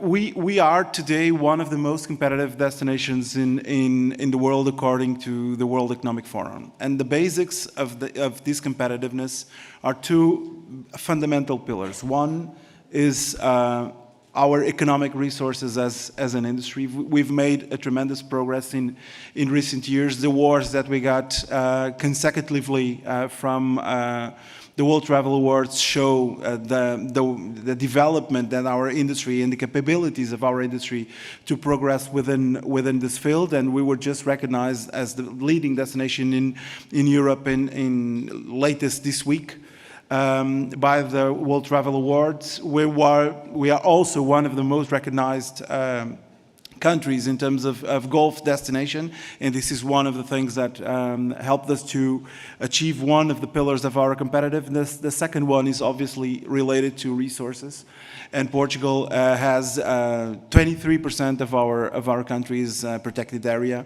We have several UNESCO World Heritage Sites, and these are one of the two key elements that together with our people and our talent are the key for the results that I'm going to show you in a few minutes. We actually living the best moments of our history in terms of the tourism sector, and 2022 actually was a tremendous sector. Like, I think it's no news for everyone. We've lived since March 2020, I would say, the biggest challenge of our history as a sector and as humankind. And we managed to actually go through that very difficult period of our history where 80% of our demand just gone, and I think we're all stuck at home without having the pleasure and the opportunity to travel, to see new people, and to engage with new people. But actually, in 2 days after the beginning of the pandemic, we've managed to get the results, the best results ever in almost all tourism indicators. And we arrived in our hotels to almost 27 million of overnight stays. Our overall revenue surpassed the maximum value ever, 5 billion euros, almost 70 million overnight stays in our hotels. And our spending from non-residents beat the record with 21.1 billion euros in 2022. This makes us once again the largest export sector in Portugal, and truly a strategic pillar of our economy as we know it. We account of 18.8% of total GDP, almost 10% of total employment, and according to the World Economic Forum, the 17th most developed country in tourism. One of the reasons we believe that contribute to these results is we have a clear vision, and the clear vision was set up in 2017 for the next 10 years, and we put it the ambition of becoming one of the most competitive and sustainable destinations in the world. We were one of the first countries in the world to put in our strategy and to commit ourselves to sustainability as the way to progress, and we've done that being very clear of what are the key elements that are the basics of our destination. So climate and light has been for ages one of our key elements, as also history and culture, and also our relationship with the sea and the quality of our water are reasons enough for people to visit, and are actually the basics for the ones that know us internationally. As qualifying assets, we have elected gastronomy and wines as one of the key pillars of our strategy of development for the coming years, and also becoming a place where big international events can be organized. And I think we've done this path since 1998 with a World Exposition in Portugal, and today we are ready to welcome and to organize some of the largest events in the world. As emerging assets, so building a bit of the future of our strategy, we've elected wellness and health as one of the key elements, and we've done it before the pandemic, where these two elements became, I would say, probably the most important strategic elements for any destination in the world that wants to become sustainable and competitive. At the same time, we merged with the national strategy of attracting international visitors to live, actually establish in Portugal and be a place to invest, to visit, to live, and to study. We also, as I mentioned, were probably the first countries in the world to establish specific goals in our strategy for not only the economic ones, those are typical in almost any strategy in the tourism sector, but also commit to social indicators very, very specifically in terms of qualification of people, in terms of seasonality, and in terms of relationship with residents. This is becoming a hot topic in most traditional destinations, and if we believe that we've been managing this properly. Finally, being sustainable and willing to be one of the most international references in terms of sustainability, we commit and we gathered this, made this compromise with our companies to become more environmentally friendly, both in energy management, water management, and waste management. As I was saying, tourism actually managed to recover and maintain themselves as the leading export sector in Portugal. This was, as you probably imagine, one of the biggest challenges that we had ahead of us, and 2020 and 2021 were very tough years, but we as an industry together managed to actually surpassed the results of 2022 in terms of international spending, and made our way back to become, in terms of growth. Just an image of the shock that we had in terms of arrivals at hotels and overnight stays in hotels, gone back to 1994, but in 2022, they got back to the highest levels that we had in 2019 as our best year ever. At the same time, when we think about international markets, and we have what we believe it's a balanced and a good model of development, we have 2/3 approximately of our demand comes from abroad, 1/3 it's domestic market. We believe that this is the way that we can maximize our contribution to the Portuguese economy, valuing the assets that we have as an industry, and at the same time contributing to the balance of payments. Almost all relevant international markets got to the levels of 2019, so I would say very good news in this sense. Exception for this, Brazil, which was our 5th market before the pandemic and is yet to recover to the 2019 levels. But we had also a good surprise from US that became the 5th market, and with the tremendous growth recently. and also Canadian market made their way to help us to achieve these results. The good news is when we arrived to the first 7 months of 2023, we're actually surpassing by far and with a 2-digit growth in almost all relevant tourism indicators. So pandemic looks way ahead. And believe me, we have strong faith that our path to grow will continue in coming years, and that will help us actually to go to our goals from the strategy and be very optimistic on the ambitious goals that we've put it to achieve 27 billion euros of tourism receipts by 2027. For the medium strategy, and we also break our strategy of 10 years into small action plans of 3 years. And we are very clear in having clear ambitions in 5 pillars of work. One is investment, and we are very keen to actually promote and attract investment. And here, first block, supporting our companies and the ones that chose Portugal to invest in the tourism sector to create all the conditions to actually support them to develop their businesses. We have one clear strategy also for the future, which is not only expanding the traditional destinations that we have that pretty much known worldwide, but also exploring our inland territory where we have amazing tourism resources yet to explore. And here it's probably one of the great opportunities in terms of development of our country. Second block, as I was talking about, cohesion. We need to look at less developed destinations, and what the message that I want to put here is the government is fully engaged in developing new tourism assets within inland territory, and with that, making the way for investors to have all the conditions necessary to actually excel in that sense. Third pillar of work, and I'm also getting out of time, is becoming to skills development. We run 12 international hotel schools in Portugal, and development of skills is one key area of work. Fourth pillar, promoting Portugal as an international and sustainable destination. Finally, a strong bet on tourism innovation, and we've created with Microsoft, Google, 2 banks in Portugal, NOS Telecom and Via Verde. We've created a tourism innovation center to actually speed up the adoption of technology within our country.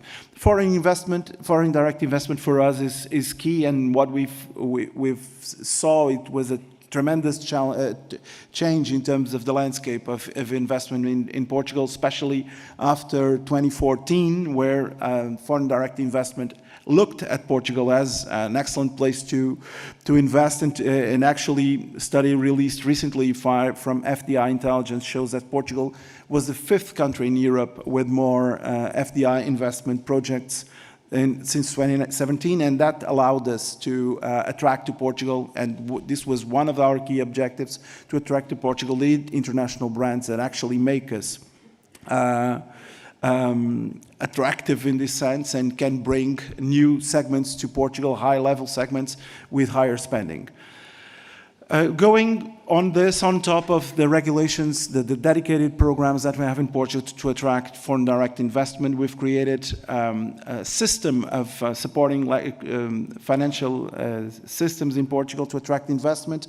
First of all, connected to the EU funds that we have available for the period 21-2027. We have a clear strategy on that. When we have, I would say, generous resources to allow companies to invest in Portugal and foster in this field. The second block is connected to credit lines, also a partnership that we have with the financial system that can help the conditions, that can benefit the conditions for the ones that choose Portugal to invest. Third pillar of work is venture capital, and here we work with our public agency, Portugal Ventures, that creates and launches dedicated calls for investing in the tourism sector. And finally, also working with real estate investment funds that also can leverage and bring new financial tools to help investors to work within Portugal. Thank you very much for your attention, and happy to answer some of your questions. Thank you very much.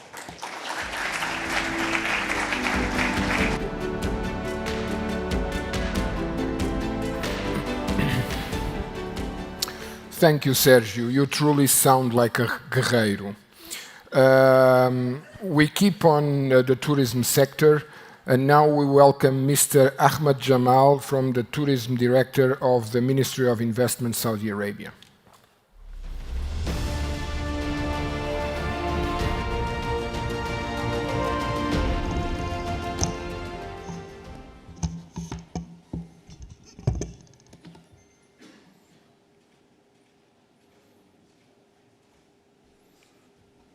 Ladies and gentlemen, distinguished guests, I'm happy here to be honored to present to you tourism sector in Saudi Arabia. The last 5 days, Saudi Arabia and the rest of the world has celebrated the World Tourism Day, which is happening in Riyadh on 28th of September. And during that forum, we have explained to the world our story, what has been happened for the last 5 years in tourism sector, and what is our ambition for the next by 2030.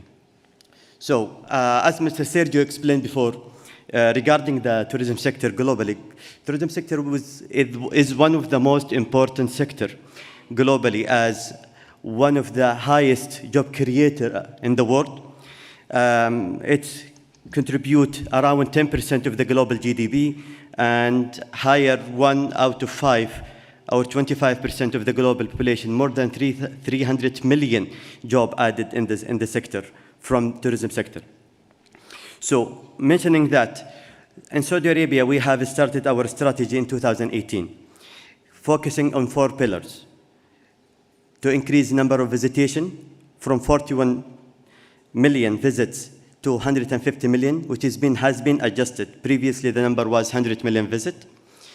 Second, 10% contribution to GDP, and we have achieved in 2022, 7% in tourism and travel contribution to GDP, and to create additional million jobs, to increase the number of jobs in the tourism sector from 600,000 to 1.6 million. So we have achieved half the way in 2020, and we believe we will achieve those targets in the coming years.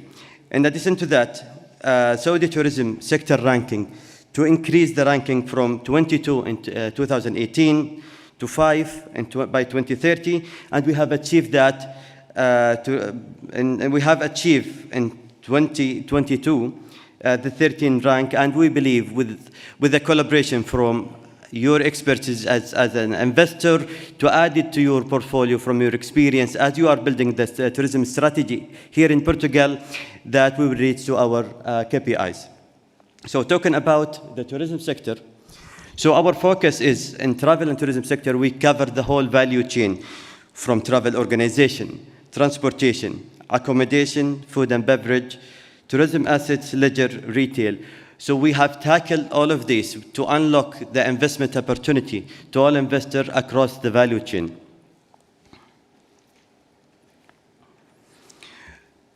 So we have identified the gap in the market. So we believe there are around 280 billion investment by the private sector in accommodation, F&B, and entertainment required by 2030 in order to reach to our KPIs, 150 million visits, 10% contribution to GDP, and create 1 million jobs. So when it's come to accommodation, which is the most important, which considered as the investment heavy in the tourism sector, we are targeting 300,000 keys to be invested in the kingdom. So out of which, despite the public and commercial investment, we are focusing on 87,000 keys to be in the kingdom across 10 priority destinations out of 18 priority destinations that need to be built from today until 2030. It's not only that. In order to achieve our target, we have to come with enablements. That enablement consists of Ministry of Tourism as the regulator, as the founder of the tourism sector, Minister of Investment, who is in charge of attracting investors and ease of doing business with reforms, as our colleagues mentioned previously in the morning, Minister of Culture, and Minister of Sport, as there are many visitations related to culture and sport tourism. Not only that, there are several entities, it's government-backed entities, such as Tourism Development Fund, Saudi Tourism Authority, PIF, SME Bank, and Cultural Development Fund, and General Entertainment Authority to support the growth momentum to unlock the investment opportunity across many sectors. In addition, Development Authority sub-offices has been appointed several offices across 13 regions within the kingdom. So we have Asir, Sharqiya, Taif, Al-Hassa, and Royal Commission of Mecca, and etc. Each this of authority is to identify the value proposition of each region, and based on that, we build a tourism attraction across these regions. In addition to that, connectivity is very important to the sector. So in Saudi Arabia, we have 28 airports, of which 13 international airports. And recently, in 21, we introduced air connectivity program, which increased the number of flights to each of these regions to make sure the connectivity and the easiness of reaching to each destination. So when we talk about key tourism regions in Saudi Arabia, I will give you an example how we are going to tackle each region. So for instance, Taif, which is a natural resort in Saudi Arabia, consists of, as a value proposition, adventure and sport, culture and heritage, agritourism, and wellness. And around this concept and around this value proposition, we identify how many keys we need in terms of hospitality, how many F&B are required in terms of square meter, how many entertainment leisure, and how many retail need to be built in each region. And this is built across all 13 regions, and focusing now on 10 priority destinations. For instance, Eastern Province, the same, Al Jouf, which has the biggest olive farm in the world. So focusing on culture and heritage, wellness, agritourism.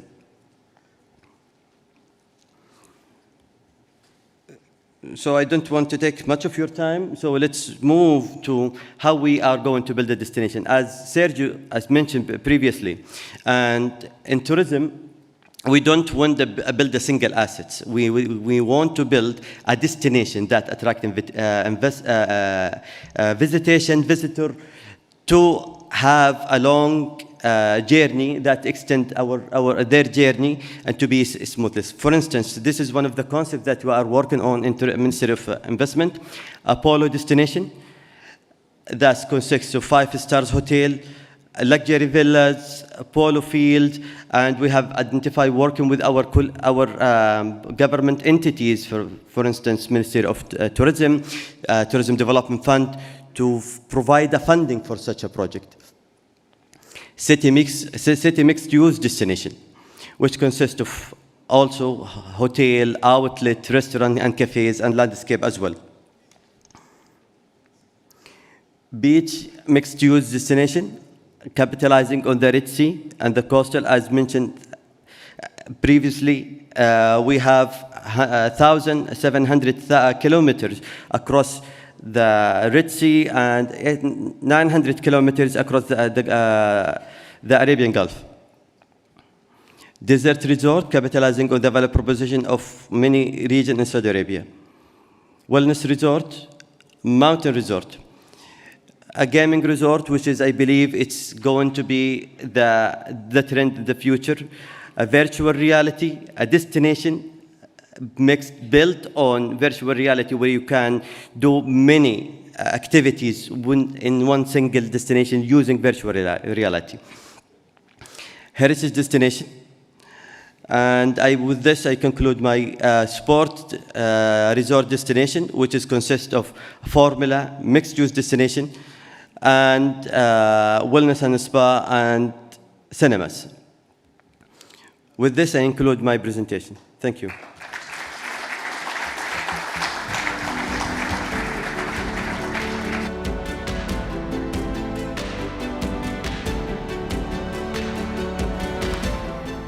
Thank you, Mr. Jamal. We go now to the last presentation on the tourism panel.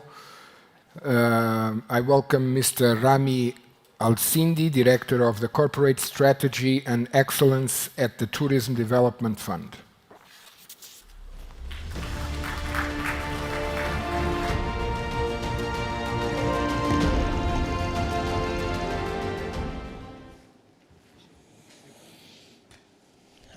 Ladies and gentlemen, esteemed guests, welcome to the Portuguese Saudi Investment Forum. I will continue on what Mr. Ahmed was presenting regarding the tourism in Saudi Arabia. So I will briefly talk about 4 things: our national tourism strategy, the tourism development story, our strategy, and then our services. So from the Vision 2030, the national tourism strategy was emerged, and we are contributing to the Vision 2030 by promoting KSA, contributing 10% to the GDP, strengthening the local and private sector investment, contributing to creating around 1.6 million jobs, and to the government revenues. So the tourism value proposition in Saudi Arabia capitalize on 4 key strengths: our unique natural asset and sustainable destinations, our rich cultural heritage, and to reinvent the customer or the investor, the tourism journey enabled by technology. We have 500 complementary sites and 38 high potential sites and 24 top sites. And as mentioned by Mr. Ahmed, the target was 100 million visitor, and His Royal Highness Prince Mohammed bin Salman just announced the increase of that target to 150 million. So what is the Tourism Development Fund? Our vision is to contribute to the national tourism strategy by unlocking the opportunities in the tourism value chain and partnering with investors, and also focusing on the long-term sustainability. Our mission is to enable the private or the investor to drive the development of the tourism sectors. We are the enablers and the strategic partner for any investors who would like to invest in Saudi Arabia. These are our TDF values. The board of directors are chaired by His Excellency Ahmed Al Khatib, the Minister of Tourism, Her Highness Prince Haifa Al Saud, Mr. Stephen Grove, Mr. Abdurrahman Al Tawq, His Excellency Hassan Bafagi, and Mr. Mohammed Al Umran. Qusay Al Fakhri is our CEO, and these are the executive management team. Wahdan Al Qadhi, the chief business. Ayub is the CFO. Mr. Mohammed Al Ramazan, the chief of staff. Ahsan Ali is the chief risk. Mr. Mohammed Al Amoud, the chief corporate service. Badr Al Hirbish, our chief of strategy, and May bin Muammar is the chief capital, human capital officer. So let's talk about the ecosystem, the tourism ecosystem. We have, as mentioned, the Ministry of Tourism, which is the regulators and the one who's developing the strategy and the planning for the whole tourism ecosystem. We have the Saudi Tourism Authority. They are responsible for promoting the destinations and looking at the investor journey and managing it and improving that investor or the tourism journey. We have 2 newly established entities. One was mentioned by Mr. Ahmed, which is the air connectivity programs. And we have the Saudi Red Sea authorities. They are putting the regulations along the Red Sea coast for the water activity, yacht and cruises, and preserving the marine life. And we have the Tourism Development Fund, which are the enabler and the fund for the investment. And we have the Tourism Development Council, which collaborate and support among all the government entity to enable the tourism sectors. So the Tourism Development Fund was recently established 3 years ago with a 15 billion Saudi riyal in capital. Our mandate is to develop the economy, unlock the full value chain, preserve the capital, and enabling the private sector's investment. These are our TDF value proposition, developing financial products that are tailored to our customer needs, making tourism investment more attractive and maximizing the impact on the tourism sector, supporting an investor by providing access to the entire tourism ecosystem, and then finally to establish partnerships with an investors to unlock an investment potentials. These are the 6 high growth sectors that we are focusing on, which is tourism destinations and attractions, accommodation, F&B in the tourism sectors, tourism and travel services, tourism entertainment and activities, and tourism retails. So what are our services? We have we have financial services and non-financial services. In terms of the financial services, we provide debt, we provide guarantees, and equity through funds. We have around 17 products, and we have the non-financial, which is the consultations and support. We have TDF Grow. It's an empowering small and medium enterprises through innovations and growth to become the preferred strategic partner for emerging companies operating in tourism sectors. They have shared spaces, tourism accelerator programs, training camps, accelerator for startups and F&B, and training programs. Also, we do have an investor portal where it's an end-to-end digitized journey for investor where he can register and then apply for the loan and until the disbursement. Also, we are working with the Ministry of Tourism on a clustering approach.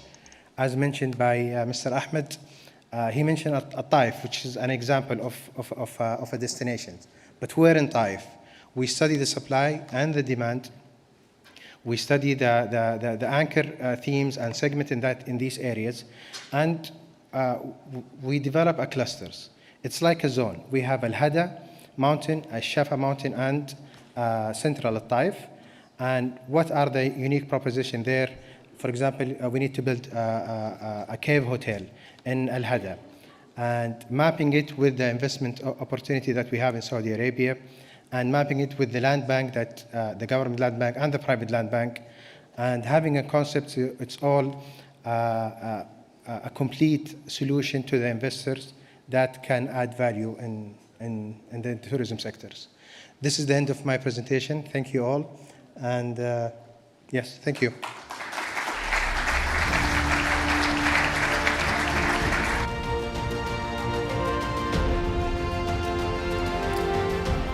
Thank you very much. 3 very interesting presentations on tourism in Saudi Arabia and in Portugal, which concludes the tourism panel. We move on to the energy panel, welcoming Mr. Jerónimo Cunha to the stage, General Director of the General Directorate of Energy and Geology, for a presentation on energy sector in Portugal.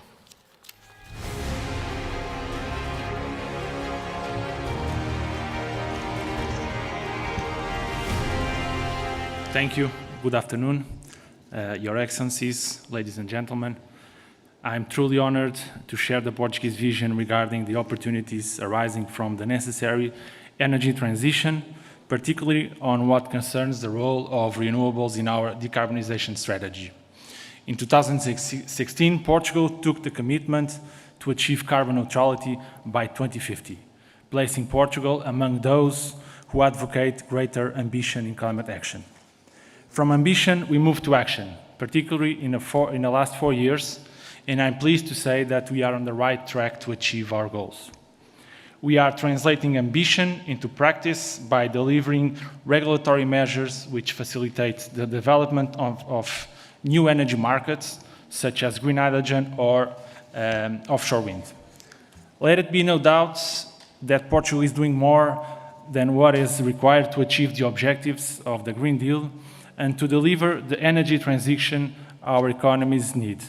Behind my words, there is a proven track record. We may be a small country in size, but what we lack in size, we make up in ambition. In the last 3 years, Portugal reached a consistent level of 60% of renewables in the electricity production. We have a target of 80% by 2030 enrolled in our Energy in Climate Plan, but we are committed to achieve 80% as early by 2026, given the current pipeline of projects. In recent years, and particularly because of the war in Ukraine, it also allowed us to mitigate the rise in energy prices and accommodate its impacts on consumers, contrary to what happened in most European countries, where electricity prices increased very significantly. The Portuguese government has been making significant efforts regarding administrative simplification. In the beginning of 2022, we simplified procedures and shortened the licensing deadlines for renewable and hydrogen projects. And recently, we adopted new measures to further simplify and accelerate renewables, namely in what regards to environmental impact assessment and industrial emission requirements. Although Portugal already has one of the fastest permitting procedures in the EU, in the short term, we will further enhance and speed up permitting granting procedures for renewable energy projects and facilitate PPAs. The impact of renewable energy goes beyond the environmental benefits of reducing emissions. Portugal knew early on that to take advantage of its endogenous resources. At the beginning of the 20th century, Portugal began to invest in hydropower capacity, and to date we have more than 8 gigawatts of installed capacity, about half of which with pumping capacity, which provides security of supply, acting as storage. The strong bet Portugal made on wind energy on early 2000s was instrumental to foster the development of a large wind cluster in Portugal. And currently, we have almost 6 gigawatts of installed capacity. In terms of solar energy, we already have 3 gigawatts installed capacity, and we will more than double this capacity in the next 2 years. Regarding the opportunities arising from renewable energies, I must emphasize the role of the hydrogen strategy. Hydrogen, particularly green hydrogen, contributes to accelerate the decarbonization path on those sectors where electrification is not feasible or cost-effective. I believe that a country from the southern Europe like Portugal can have an active role and push forward with the broad use of hydrogen becoming a key element in accomplishing Europe's decarbonization goals. As an ambitious and innovating country with a robust track record in renewables, we bring forward our commitment in our recent state of play in hydrogen field. We believe that Portugal will be a key element to push forward the broad use of hydrogen because we have the right resources, very competitive conditions, both on solar and wind, and a strategic geographic location that facilitates exports to main consumption sites. In addition to a coherent and ambitious national strategy, international partnerships and cooperation are key to scale up hydrogen market and to achieve the necessary cost reduction. Despite having projects all over the country and with different dimensions and uses, SINJ is synonym of the new economic dynamics under the energy transition and has all the conditions to be a reference in the green hydrogen, given its multiple advantages. Positioning SINJ as an important green hydrogen hub, which allows exports to Europe and other regions, means that Portugal can contribute to an effective market for hydrogen. Ladies and gentlemen, governments have an important role to play in the energy transition, whether by setting clear paths in strategic planning, by coordinating actions with other countries, or by establishing regulatory environments and incentives to facilitate investment of companies. We are on the process of reviewing our roadmap to carbon neutrality in our National Energy and Carbon Plan, which will already take into account the current global context. meaning that a major reinforcement in terms of goals and ambitions is expected. There can be no doubt that Portugal is doing everything in its power and redoubling its efforts to remain at the forefront of the energy transition. And these plans define the main lines of our environmental and energy policy, where this ambition must be clear. In the context of the review of our National Energy Endowment Plan, that reflects the government's firm commitment to accelerate the climate and energy transition, energy security, and the country's industrialization, ensuring future jobs and green energy at competitive prices. By 2030, our goal is to achieve 47 gigawatts of renewable installed capacity by means of solar and wind. This is more than double what we have today in Portugal.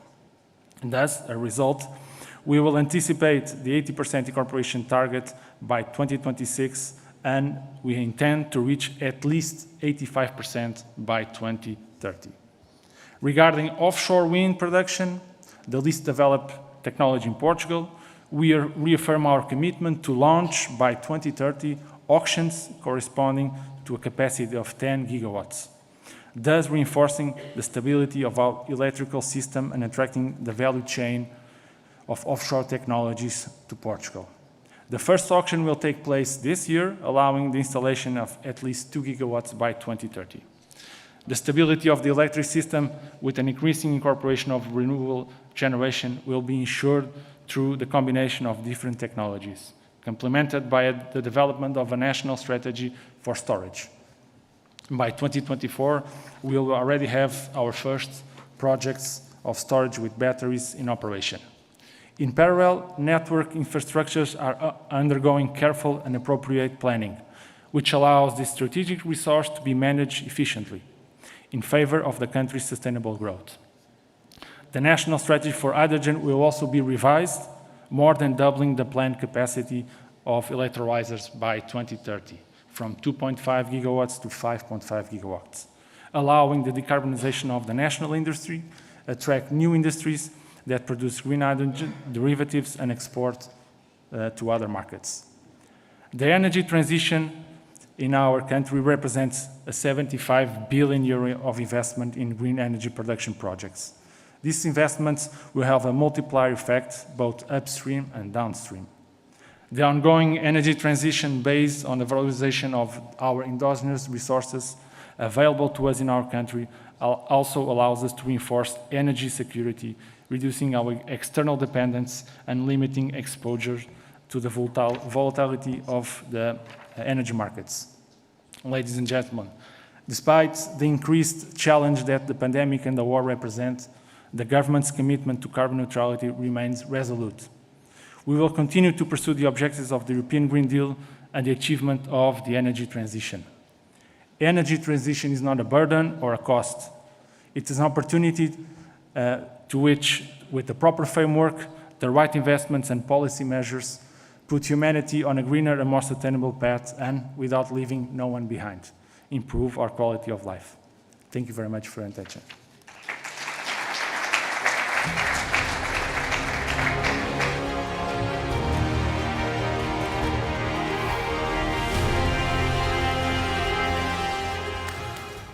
We will now end the energy panel with a double presentation.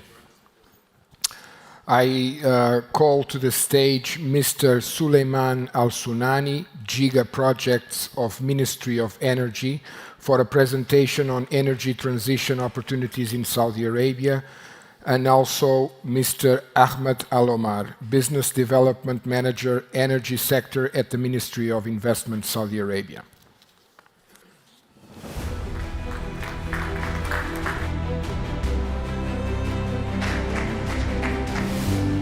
Thank you.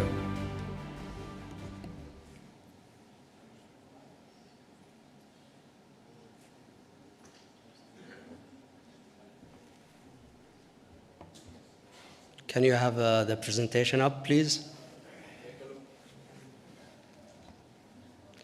I'm happy to be here with you today and present to you an overview of the energy sector of Saudi Arabia. I'll start by sharing with you an overview of the key enablers in the industrial sector then we will dive deep into our energy sector.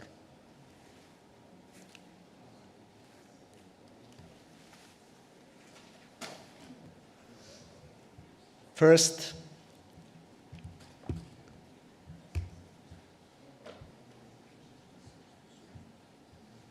for CapEx, Saudi Arabia offers competitive industrial land prices. In addition, the Saudi Industrial Development Fund provides soft loans up to 75% of project financing. For labor, Saudi Arabia Human Resources Development Fund covers up to 30% of Saudi employee salaries for the first 2 years. This is in addition to other enablers such as training subsidies and other things. For utilities, Saudi Arabia electricity industrial tariff is 4.8 cents per kilowatt hour, which is among the most competitive tariffs globally. For export, Saudi Arabia is strategically located, which gives access to the whole MENA region. In addition, Saudi Arabia has a lot of trading agreements with key countries. Also, the Saudi Exim Bank provides attractive financing solution to support export. For localization, Saudi Arabia is using key local content tool such as agreement framework, price reference, mandatory list, which all support local made products and services. Next, I will share with you a few of the energy transition initiatives. Saudi Arabia target for the electricity mix by 2030 is to be 50% from renewable energy, both solar and wind. Remaining will be from natural gas, high-efficient co-generation facilities. This creates significant opportunities in generating 59 gigawatts from solar and wind. Also, gas production will double. In addition, our energy efficiency is a key element in optimizing our energy sector. Growth. Next, Saudi Arabia is also investing in the hydrogen economy. We have 2 ongoing key projects. NEOM, Green Hydrogen Energy Project, which will produce 1 million tons per year. The second is the Blue Hydrogen Project with 100% carbon capture, which will produce 3 million tons of clean hydrogen per year.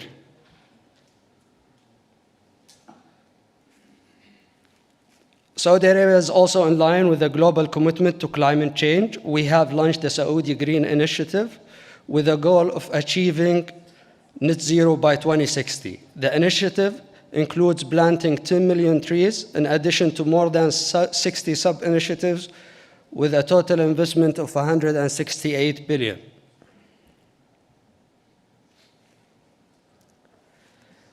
The energy sector has a clear localization drive and goals, which creates a lot of opportunity. As I mentioned, we have implemented a number of local content requirements for the energy sector, such as price preference and mandatory list, which has resulted in high local content by our key players in the energy sector, such as Saudi Aramco, our national oil and gas company, which scored 59% local content of goods and services in year 2021. Also, our national electricity company scored 41%. Our national petrochemical company has scored 43% in 2022. Yet, the targets are still higher, which create key opportunities across the following segments and their full value chain. The showing segments here are the segments within the energy sector. We have the oil and gas, electricity, renewable, and the circular carbon economy. Opportunity exists across their value chain. For example, in development, the opportunity is you can be an individual power producer or a developer of new projects. For manufacturing, you can establish manufacturing facilities or become an assembly or panel builder. In services, we have opportunities for APC contractors or also energy service companies. Finally, the energy sector has an innovative ecosystem. Showing here is the key stakeholders in the sector, and in the right-hand side, a number of energy-related corporate venture capital entities that are investing in both pre-seed as well as technical readiness level 3 and onward projects in the energy sector. I will be around to answer any questions, and thank you for listening to me. My name is Ahmed Al-Umar from the Ministry of Investment, Energy Sector, and I have with me Suleiman in the audience from the Ministry of Energy. Thank you.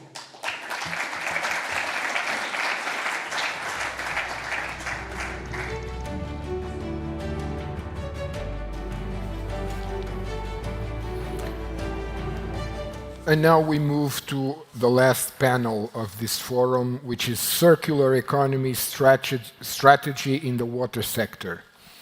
And I welcome to the stage Mr. Andrew Donnelly, Member of the Board of Directors of Águas de Portugal Group.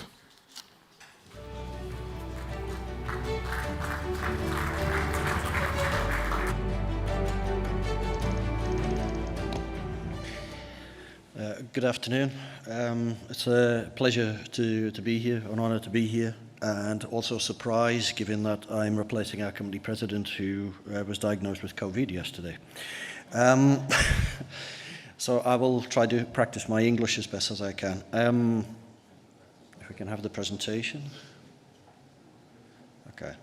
I think this presentation blends nicely with the previous speakers as regards both tourism, as regards the resources that we have here in Portugal, as well as energy, especially as we can't guarantee safe water and wastewater treatment without energy supply. So very relevant to our vision here, where within Águas de Portugal, we want to be one of the most efficient and sustainable international operators, both in terms of water management and wastewater management, focusing on excellent customer service, safe customer service, innovation, resilience, and energy and carbon neutrality, obviously linked with the circular economy. ADP, just quickly, is formed of 13 water supply or wastewater supply companies plus the 4 central head companies. We serve by far the majority of Portugal, around 8 million of the 10 million population. As you can see, the coverage rate for both water and water supply is almost the whole country. And we serve everything from the capital city here in Lisbon to the other major cities, Porto, Braga, the Algarve, to the more challenging areas of the interior part of the country where we have a much sparser population coverage. In terms of numbers, we have more than 20,000 kilometers of water supply network, more than 1,000 water extraction points, more than 100 water treatment plants, and the same on the wastewater side, over 12,000 kilometers of mains and over 1,000 treatment plants. Our activities are not limited purely to Portugal. I represent ADP International, and we're active in both South America, Africa, the Middle East, and the Far East, as well as the Indian subcontinent, mainly concentrating on technical assistance and consultancy work, as well as practical management of water systems. Our core asset is our staff. We have nearly 4,000 professionals, and as you can see, most of them are technical staff. We are a water and wastewater operator. That's our core business, and our personnel reflects that. Where we have a very strong contingent of technically qualified engineers and specialists. As you can imagine, our main activities focus around water extraction, treatment, for water distribution, for drinking water supply, as well as collection and treatment of wastewater at the end of the cycle. As you can see here, a cycle starts with extraction from the rivers, or lakes. Most of our water comes from surface supplies. The water treatment plants, yes, we're a large energy consumer, the largest individual energy consumer in Portugal, of 1.5% of energy consumption of the country. But as you can see there is also subtle that the arrows are bidirectional. We can be energy consumers as well as any energy producers. As well, when you treat water, you obviously come up with sludge and other byproducts, which previously have been seen as issues which need to be dealt with for disposal. Nowadays, they're more of an opportunity. And the same happens on the wastewater treatment plant. Again, energy is a big energy consumption sector activity, but that can also be made into a bidirectional activity where we actually become energy producers. And it's the same with the residuals left over from the treatment system, where the solids, which can be reused in various formats, and of course, water for reutilization, which again can be used in various activities. So our performance, just to give you an idea of the scale of the business, and the key headlines there is almost 100% safe water supplied, both on the bulk and the retail side. Portugal itself, over the last 30 years, has undergone a significant development in terms of water quality and wastewater quality treatment. So you can see we have virtually 100% coverage of water supply for the whole country, and a very noticeable increase in the coverage of wastewater treatment for the whole country, which has risen from almost just around a third over 25 years ago to nearly 90% these days. And linked with tourism, bathing water quality is obviously a major target and objective for the group and the sector as a whole.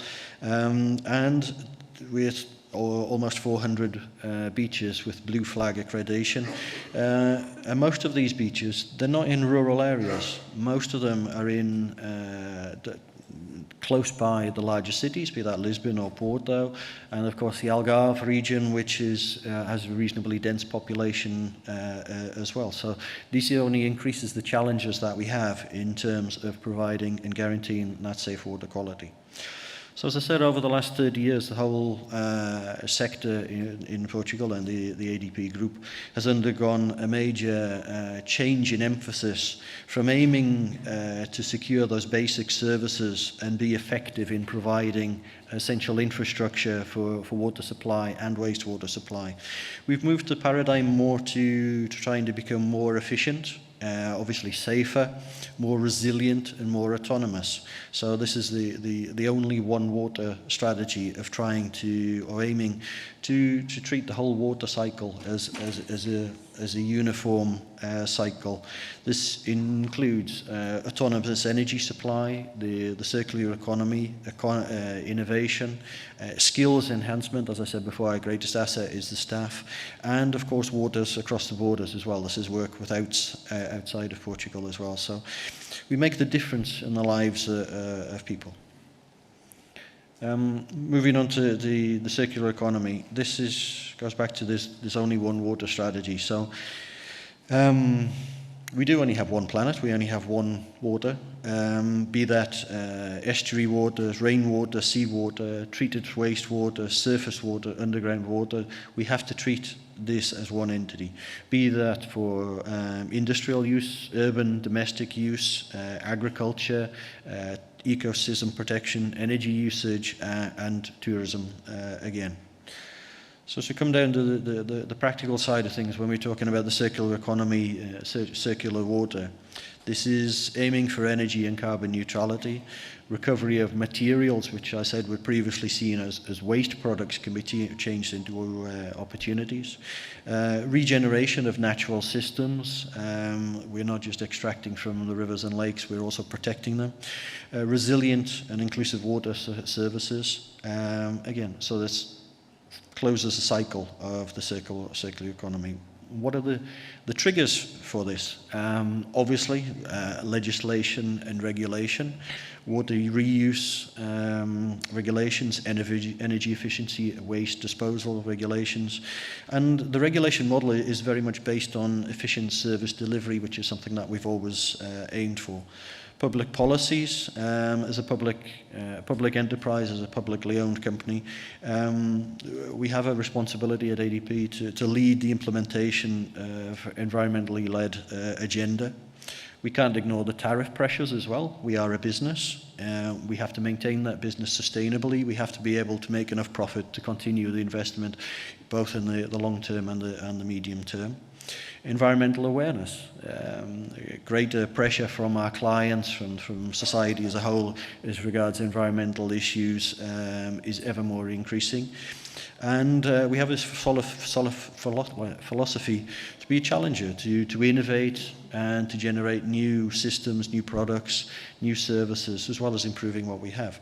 Of course, there are other triggers which we don't control, as in, just being previously mentioned, the war in Ukraine, energy crisis, and other issues. When we come to our strategy, we can apply this in terms of water, where we're looking more at water reuse, reduction of water losses and sewage inflows, and incentives to reduce consumption. This links nicely into energy because my specialist area is water losses, and we're always saying that a water loss is also an energy loss. Just to give you an idea, every cubic metre of water which arrives to your tap here in Lisbon has been pumped 4 times since it was extracted from the river, the dam where it comes from. So for every cubic metre of water you're losing 4 times as much energy. So again, we're aiming for energy neutrality. And the impact on the environment in terms of what we release back into the environment, nutrients and biofertilizer. So we have a sludge strategic plan. And again, changing from waste to resources. In materials, we're looking more integration of recycled materials in the projects, in remanufacturing, and generally managing the whole system through a more strict system of asset management, looking at the whole life cycle of our infrastructure. Obviously, these are supported by digitalization, innovation, and skills investment, again, in our staff. So in terms of water reuse, our challenges are, as a Mediterranean country, we need to be able to live with water scarcity. It's always been an issue in the southern part of the country, and the predictions are that is going to spread further north over the coming decades. We need to respond to agriculture. 75% of the water consumed in Portugal goes for agricultural uses. As I said, most of our water sources come from our surface water sources, and importantly, come from outside of Portugal. These are shared resources with Spain. As I said, water losses are still a major issue in the country. As a general level, the national level is still around 30% of water losses, compared with here in Lisbon, which is just over 10%. So, and there are other success stories within the country that need to be copied and applied elsewhere. One issue that we still have to contend with is the very low level of water usage, which is still below the EU level and below where we would like that to be. In terms of water reutilization, obviously internal use, expand the use of reutilized water within our own treatment plants, both the water side and wastewater side. Compatible urban uses. There's a certain, not necessarily stigma, but issue with recycled water that we have to be careful where we're using it for. So these are general uses that we use for irrigation, street washing, and the logistics side, that a lot of these have to be very close by to the wastewater treatment plants due to the logistics issue of that. Obviously, agricultural irrigation is another big use, and we can also reuse that water for supporting the adjacent ecosystems to our plants. In terms of the challenges that we have, the forecast over the next two decades is to reinforce agricultural reuse along with ecosystem support. This has to be spread across the whole country as well. This is how geographically the companies of the group have their own individual targets as to how we're going to develop and reflect this use of reusable water. So where do we use this water? Golf irrigation, cooling systems. One of the big success stories this year is the IKEA furniture plant, which uses cooling water from one of our wastewater treatment plants. Urban street cleaning and urban irrigation. As regards energy, we have a significant challenge in terms of energy. As I said, the wastewater sector is the largest public consumer of electricity in Portugal, 1.5% of the national level. That's around 70 million euros per year, and it is the second biggest cost that we have in the ADP group, following on from our staff resources. So we want to be compliant and we want to be resilient as well. So our strategy is to become energy neutral by 2030. So we do this by a double attack, if you like, which is both reducing our own consumption, more efficient treatment processes, reducing the water losses, as I just said. So there's a strategy to reduce our consumption at the same time that we're inverting that process and becoming energy producers, where we can use our resources that are available, be that using our base as our infrastructure for fixed solar panels or floating solar panels, wind turbines, biogas, hydrolysis, and mini hydraulic water-powered turbine systems to generate electricity as the water flows through the mains. In terms of more on the wastewater side, we produce around 400,000 tonnes of sludge per year, which end up being transported by around 20,000 trucks per year, 1.5 million kilometres per year, 450 tonnes of CO2 emissions per year. So our target there is to reduce the amount of sludge produced by 50%. By 2030, and improve the quality and the safety of this sludge, which allows its reuse. So again, we're turning in what was a waste into potential products for reuse elsewhere. This involves building or adapting 22 wastewater treatment plants and exploring the different models for use of biosolids for agricultural uses and incorporation into industrial or construction projects such as bricks, as well as decarbonisation of the logistics chain, as I said, reducing the transport requirement for that.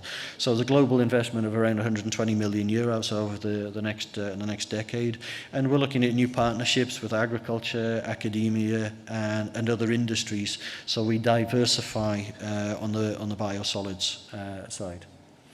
So around 50% less wastewater treatment plant sludge, 50% lower costs, reduction of CO2 emissions, and a reduction of the amount of sludge that is sent for disposal. So all of that builds resilience into the solid phase and increases biogas production, which we can then use for energy production as well. So we're aiming for 100% of our companies to with treatment and recovery solutions, and we're well on that pathway from disposal to valuing products. So just to finish off, everybody says that without water, we don't have life.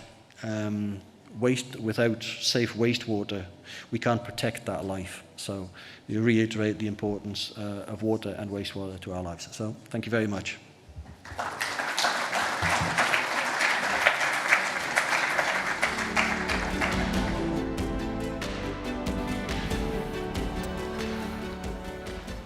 Thank you, Andrew. After such a complete presentation, we'll have the opportunity to listen to Mr. Mohammed Al-Kebsi, a waste manager specialist from the Ministry of Investment, Saudi Arabia, for a presentation on the waste management opportunities in Saudi Arabia. Mr. Al-Kebsi, the floor is yours. Thank you.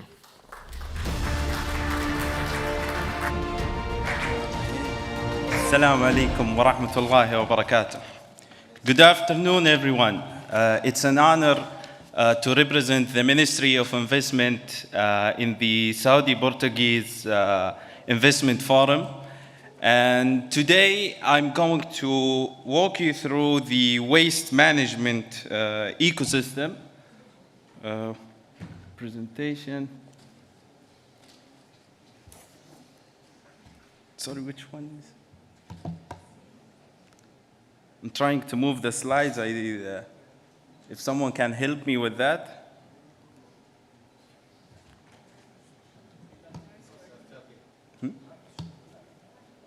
Okay. Today I'm going to walk you through the waste management ecosystem in the Kingdom of Saudi Arabia. I'm going to start my presentation with giving some insight about the Saudi market for waste management. Then I will be moving on to the most important part, which is the government commitment to unlock this sector, as well as some of the transformation and reforms that happened in the waste management sector lately. At the end of my presentation, I will be giving some of the objectives and targets in waste management, along with the investment opportunities we have on the market. So I'm going to start with the large, let's say, market, as Saudi Arabia accounts for more than 50% of the total waste generated within the GCC countries. We are generating more than 100 million tons of total waste per year. And this number is increasing with the different projects that's happening in the market. And as you can see, the different stream of waste coming in the market. And on the right-hand side, as my colleague earlier this morning explained about the different mega and giga projects. And these giga mega projects are heavily contributing to the generation of waste, as well as they are looking for state-of-art technologies and infrastructure in their project. In here we can see the driving factors of waste growth. We have the highest rate among the G20 countries in the population growth. We have a rapid urbanization, as we are categorized as one of the top countries in the Urbanization Global Index. We have the massive industrialization that's happening in the market, the lifestyle and the improvement in the quality of life in the Saudi market, the high income, and last but not least, which is our colleagues already mentioned and explained about the tourism, as Saudi Arabia is fully open for tourists, and we are targeting to host more than 150 million tourists by 2030. And these all the major factors that directly contributes to the generation of waste. Unfortunately, this is where we are standing, a linear economy, around 5% of landfill diversion, but we are looking into transferring and flipping the equation from linear economy to a fully circular economy. It will start with a proper sorting at source, the best and state-of-art infrastructure for collection and transportation, and last but not least, the processing facility or the treatment facility, such as waste energy, MRFs, and composting, and etc. Here we move to the most important part, which is the government commitment to unlock the sector. Vision 2030 clearly identifies waste management as one of the top focus areas to be unlocked. And this commitment has gone into translation into reality, and it's been going to development currently. And part of this, let's say, commitment is the establishment of two main entities. Let's say the establishment of the National Center of Waste Management, the regulator of the sector, the establishment of the activation company, we call it, to start the investment in the sector, the Saudi Recycling Investment Company. The National Center of Waste Management, as I mentioned, they are the regulator of the waste sector in the kingdom. They mainly unify the rules, standards, and requirements in the sector, maximizing the incentives and enablers for the investors, providing the licenses and permits for the operating company, and last but not least, to ensure that these companies are following the rules and the standards on the market. The National Center of Waste Management started their operation in 2021, and they did the flawless work to get the waste management law approved by the Council of Ministers, followed by the launching the implementation regulation of the waste management, and currently they are working on the master plan, which is basically studying the market, qualitative and quantitative, to building up, let's say, the investment opportunities for the investors in the market. They have identified 25 geographical clusters in the kingdom, such as Riyadh cluster, and I will be giving some more information later on about these different clusters. We have here the Saudi Investment Recycling Company. It's fully owned by the Public Investment Fund. It was created and started their operation in 2017 with the aim of starting the investment in the sector, collaborating with local and international companies to level up the quality of waste management activity in the market. Here we have, let's say, we call them, I think my colleague Ahmed earlier gave some insight about them. We call them the on-shelf enablers and incentives. Ideally, there should be two levels of enablers in each sector. One, which is the on-shelf that will be provided to any businesses in Saudi Arabia. The second one, we call it the sectorial incentives, which will be in the future managed and provided by the National Center of Waste Management. They have identified 4 key enabling areas, one of which is economics, such as the, let's say, the revenue coming from the waste management activities, the APR, extended producer responsibilities, the polluter pays principle, and so on. The third part of my presentation is the objectives. We've seen before that we are standing at 5% of landfill diversion, and we are looking to reach 90% by 2040. And you can imagine the amount of opportunities to bridge the gap between 5% until we reach 90%.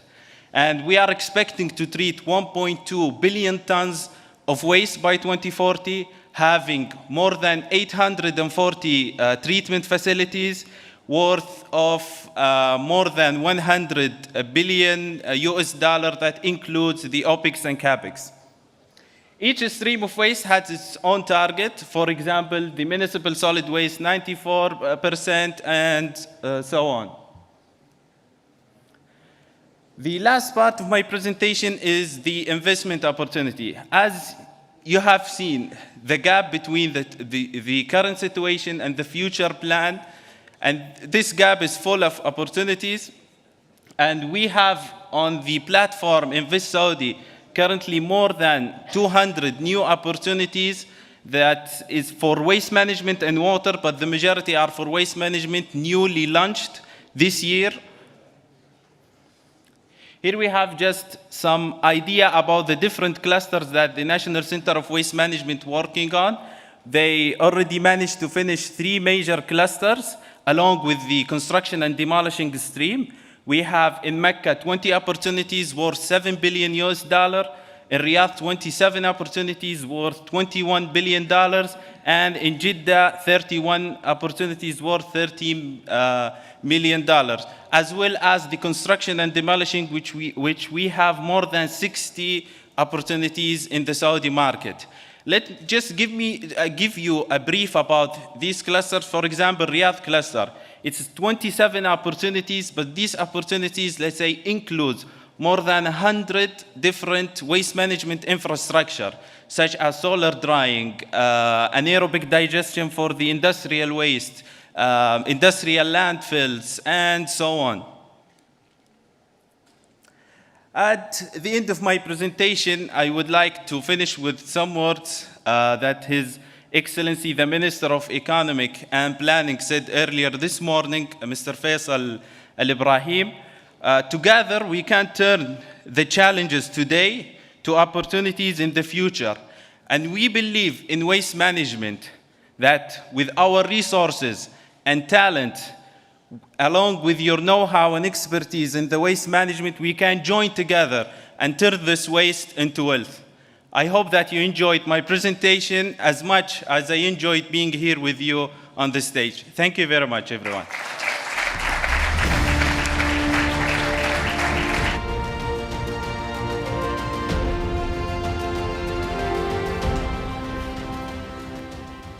Mr. Ansari, we loved your presentation. You can feel it by the applause. We are almost at the end of this economic forum. We will now listen to Mr. Mohamed Al-Sari with a thematic that most probably will summarize all that we've been saying here today, because he's from the communication team at Riyadh Expo 2030 team for a presentation on Saudi Arabia's bid for Expo 2030. Thank you very much.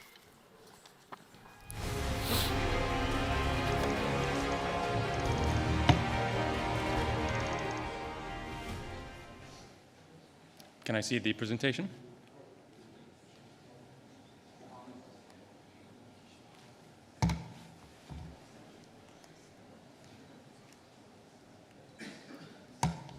All right. Distinguished guests, boa tarde. Assalamu alaikum. My name is Mohamed Al-Sari. I'm a senior content manager for the Riyadh Expo 2030 project at the Royal Commission for Riyadh City. And today, I will be taking you through a journey. I will give you a glance of Riyadh specifically, the kingdom's projects in general, and finally, I will take you through the exciting features of Riyadh Expo 2030.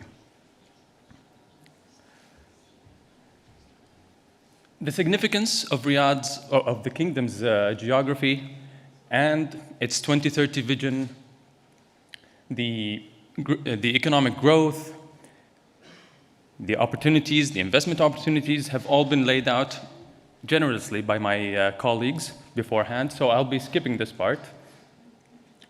But I would like to note that the kingdom is dedicating $3.3 trillion as investments up until the end of this decade. And 30% of that investment will be in Riyadh alone. And now I would like to give you a glimpse of Riyadh in the following video.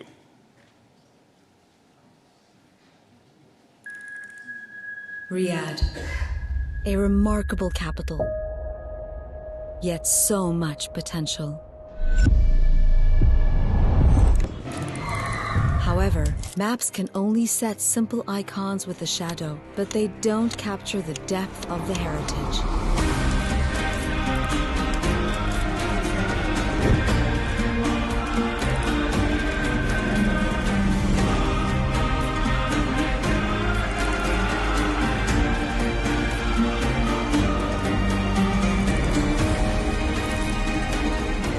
Riyadh represents more than a city, more than capital. It's a symbol of persistence, resilience, ambition.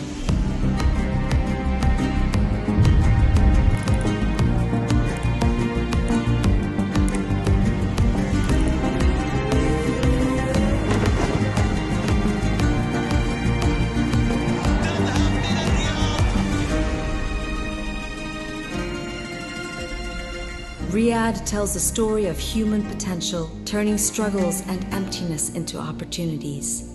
This is the story of Riyadh, and the story is just beginning.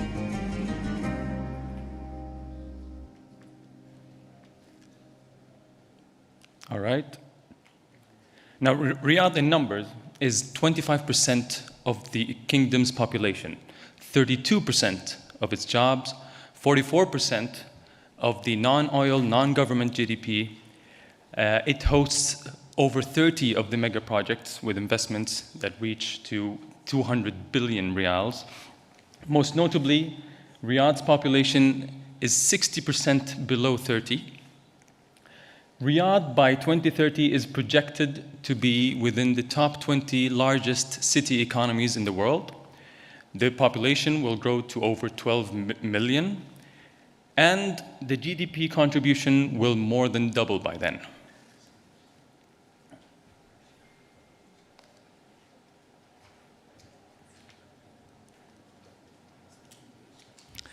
In 2020, the Royal Commission and the Ministry of Investment jointly launched the RHQ program, which enables multinational companies to establish and relocate their regional offices to Saudi Arabia. This program has already attracted 85 different companies like PepsiCo, Philips, Siemens, Unilever, just to name a few. With a growing population and a boost in tourism, we have to ensure that everyone can move around the city with ease and efficiency. Riyadh Metro includes 6 metro lines covering 176 kilometers and 85 stations. Riyadh Metro will be operational this year and will connect the Expo 2030 site and the new airport. As for the buses, we will have 80 bus routes and 2,860 bus stops. In addition to the current airport that we are building King Salman International Airport, which will be one of the largest airports in the world, accommodating up to 120 million visitors by 2030. In addition to Saudi Airlines, the current national airlines, we have announced the establishment of Riyadh Air. With Riyadh as its major hub, it will be connecting more than 100 destinations.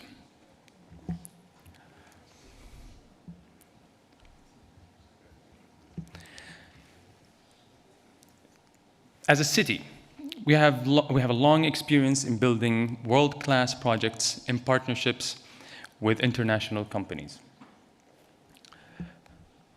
Our growth generates tremendous opportunities for the world, which takes me to the giga projects of Saudi Arabia.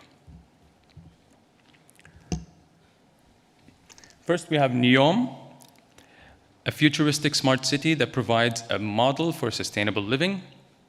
NEOM has 4 different regions: Sindala, a luxury island resort in the Red Sea; Trojena, an all-year-round outdoor sports experience, and the region's first and only ski resort; Oxagon, a floating city that will be exemplary for advanced and clean industries; and last but not least, the infamous 170-kilometer-long city, The Line. Red Sea Global aims to be a global leader in regenerative tourism, which not only aims to sustain its environment, but aims to go beyond to regenerate its environment. Finally, Roshan, one of the largest national master developers specializing in real estate development and community building. Roshan aims to increase the rates of home ownership among Saudi citizens to 70%. And now let me introduce you to some of the mega projects in Riyadh specifically.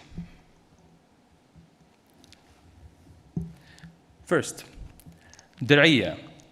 It holds a historical significance to Saudi Arabia. It is the birthplace of the first Saudi state. It is a UNESCO World Heritage Site and is home to many cultural and heritage experiences in Riyadh. Al-Qiddiya, the city's capital of entertainment and sports. It's 45 kilometers away from Riyadh and will include 10 theme parks, a stadium, and a large Formula One track at 7.7 kilometers long. It is expected to attract 48 million visitors once it becomes fully operational.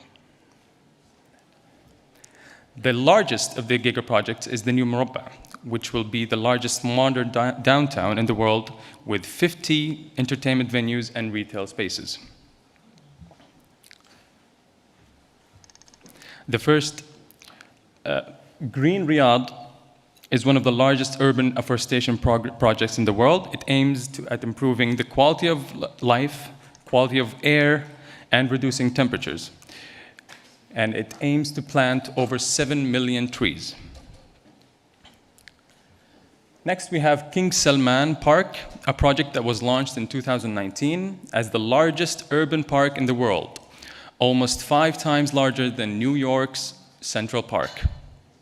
The park will include 1 million trees, art exhibitions, national theaters, and so much more. The Sports Boulevard. It's going to be this grand linear park that spans the entire city from east to west. It's a biker's heaven. It will include 8 districts, each of it with its own individual concept and experience. Riyadh is a city that embraces art. We have the Riyadh Art Initiative, which is the largest public art program in the world history. The project aims to transform the city into an open gallery with no walls, including 1,000 art installations scattered around the city. Finally, King Abdullah Financial District offers a competitive business ecosystem to multinational corporations. With 3 million square meters, it features a financial plaza, a dynamic digital network, and is accessible by the Riyadh Metro. CAFT is becoming a lively business ecosystem and a leading financial hub in the region. Several multinational corporations are already situated there. Now you have seen the vision. I would like to introduce you to the entity that will actualize this vision. The Royal Commission for Riyadh City, or RCRC in short, is responsible for bringing this vision to reality.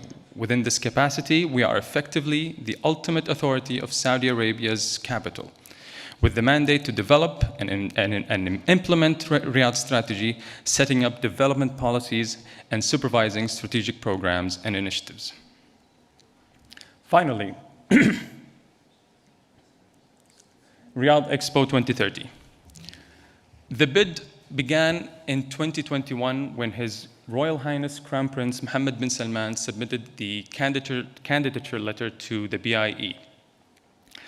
He is personally invested in this project. In fact, he is the chairman of the Higher Committee for Riyadh Expo 2030. He has personally met with the Secretary General of the BIE, personally committing that the kingdom will be putting its full weight behind the project and will be delivering an unprecedented expo for the world and will maximize the output for each participant.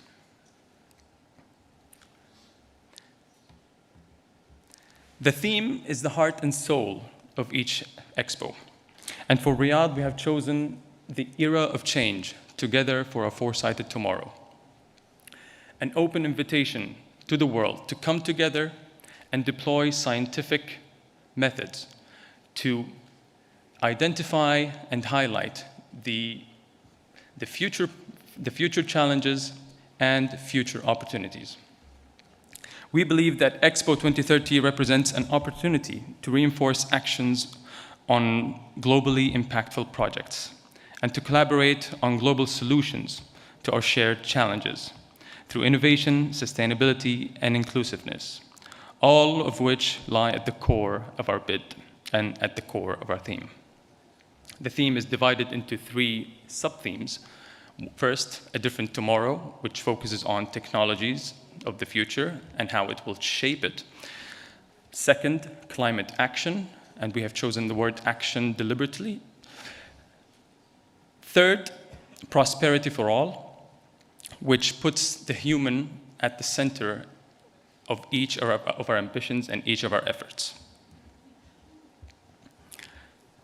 We are fully committed to creating an unprecedented expo experience built for the world, by the world. From our early years as a nation, partnerships has been the key to our success. In 2030, the expo will kickstart on October 1st, 2030, and will continue on for 6 whole months, taking advantage of the gorgeous weather of Riyadh at that period of time.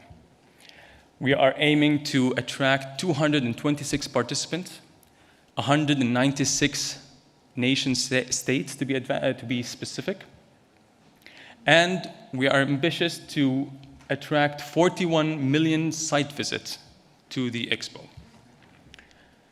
With 6 million square meters, the Riyadh Expo site is actually dedicated a prime real estate within the city, only 5 to 10 minutes from the airport.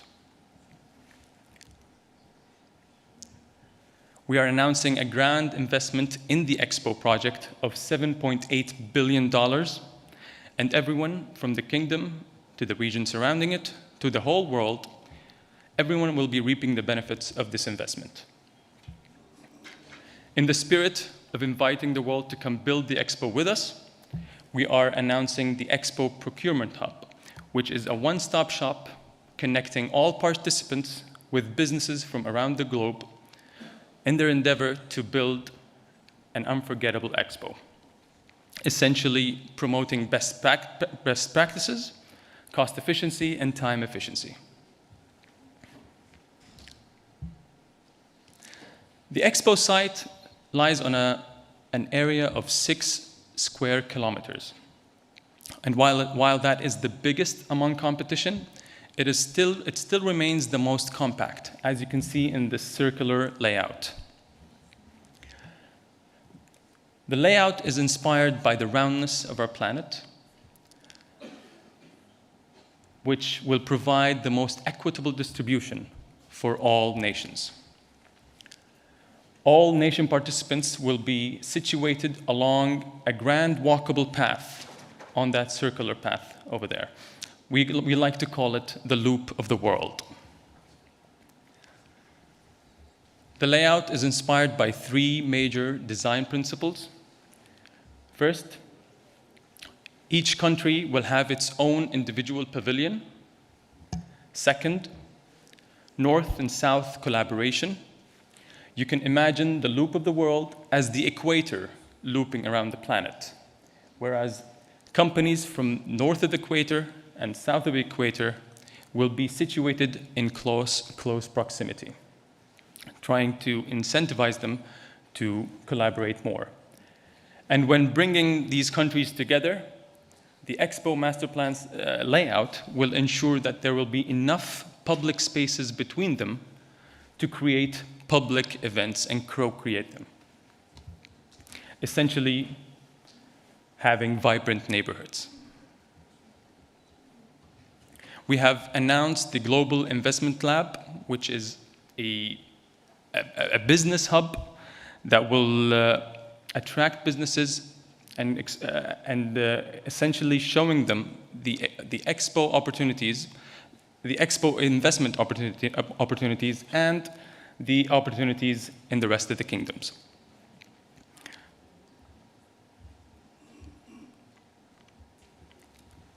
Building on best practices of previous expos, we have dedicated $343 million in assistance packages to aid countries in building their pavilions, and more importantly, to animate their pavilions with lively content.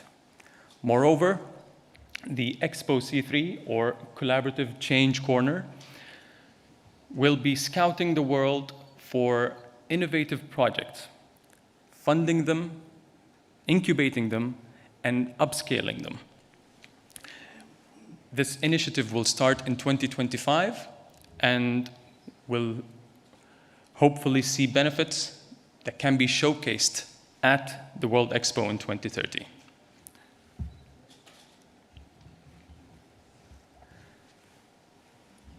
So why did we choose 2030? Well, 2030 holds significance on a domestic level and on an international level. The UN SDGs will conclude on 2030, and so we would like to seize this opportunity to celebrate with the world the amazing achievements that humanity has embarked upon. And on a domestic level, 2030 will conclude our bold vision, Vision 2030. And so we would like to take this opportunity to share our transformative story and share the lessons learned. I would like to conclude with this inspiring message delivered in the BIE General Assembly in Paris by His Excellency Khalid Al-Falih, Minister of Investment. In it he says, "To all countries, young people full of hope from every corner of the world, to the dreamers, thinkers, innovators, and entrepreneurs, you will find in the kingdom and at Riyadh Expo 2030 your opportunity to be an integral part of this transformative journey. Riyadh is happy to welcome you now and will be more than ready to welcome you in 2030. Thank you very much."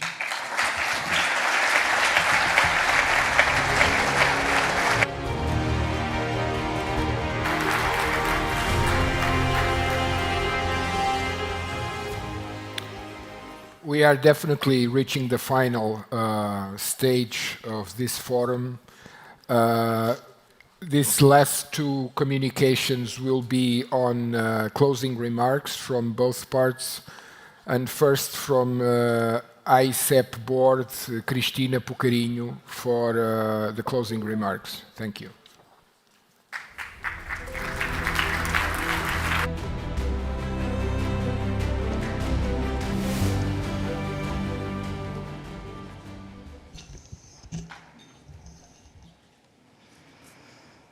Mr. Deputy Minister of Investments of Saudi Arabia, it's a pleasure to have you with us today. Dear government officials of Saudi Arabia and Portugal as well, and our distinguished Saudi and Portuguese business communities, and you're the reason why we are here today. And dear guests in general, we are happy to have you here. It is my pleasure to have been invited to deliver some final remarks after this very successful investment forum. We have heard earlier this morning our ministers. They have set the stage, they have set the vision, and they had presentations were very inspiring for all of us and for the work that we have had ahead of us to approximate and to do better with investment and business bilaterally. But this provided an excellent opportunity to very first-hand listen and get to know each other a bit better, exchange some ideas, and I know our business community had yesterday already, and we'll have today after this session again opportunity to interact very directly, but also to look ahead and establish closer ties of economic cooperation, and we should have the ambition to do better, and that's definitely for the benefit of both sides. I would like to convey also my very special thanks to all the quality speakers that we had throughout this morning, and to the Saudi and Portuguese businessmen. A special word of thanks to Misa, who organized this together with ICEP, and we look very much forward to continuing strengthening our relationship and working more and more closely together. So, the Saudi Arabia's transformation and economic growth has been indeed very, very remarkable. And we reconfirm that today. So ICEP and Portugal very much welcome the renewed interest of Saudi Arabia for Portugal, including not only, but including in a business perspective. By now, I believe that you may have been reassured that Portugal offers plenty of excellent and safe investment and business opportunities. Portugal can indeed become a strategic country for Saudi Arabia to diversify its investments portfolio in foreign markets, but also an important trade partner by giving more content to the bilateral commercial relations, leading to bring trade flows between our both countries to a higher level. The current trend is a positive from our perspective. As we heard earlier today, the Portuguese exports to Saudi Arabia increased from 99 million in 2020 to 185 million in 2022. So there's a positive trend here, and we look very much forward to continuing to strengthen the bilateral trade as well as investments. We see here a lot of potential in fields ranging from fast-moving consumer goods, such as food and beverages, to electric vehicles, production chain, energy, of course, and we had a panel that discussed energy tourism as well. But where our economic cooperation could also be extended to R&D. Portugal has world-known capabilities in industry and technology, innovation, and has a very strong, that became stronger in more recent years, export economy. While the world was still recovering from the pandemic, Portugal increased its exports by 33% from 21 to 22. And the share of the exports in GDP reached 50%, proving the resilience of the Portuguese companies that very quickly stood up with alternative competitive value proposals. The very same applies to the performance of foreign direct investment. So in 2021, Portugal reached a record level of FDI of 2.7 billion, more than doubling the previous record high in 2019. And again, in 2022, a new record was reached. And we have witnessed here today with the exchange of the signed MOUs that prove that Portuguese companies are open to Saudi investments, but are also willing to invest in Saudi Arabia.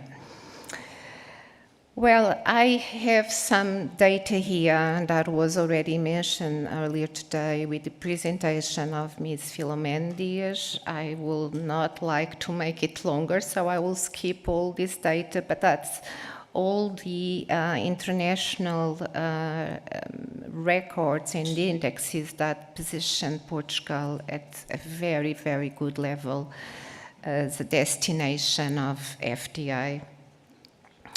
I'll just like to add that the Portuguese have it very clear, and Portugal must be not only an attractive location for FDI, but, and this is more important, an attractive green location for investments. And as we heard from our energy DG earlier today, Portugal is currently coal-free, and 60% of our electricity comes from renewable sources. ICEP, so that's this agency, the Portuguese Trade and Investment Promotion Agency, works for you as an instrumental tool. And when you'll be leaving this forum, soon after these speeches, the last ones, I wish that you take home with you the following message. ICEP is your most relevant partner for doing business in Portugal. but we can support Portuguese business to go abroad as well, and I know most of you should know that by now.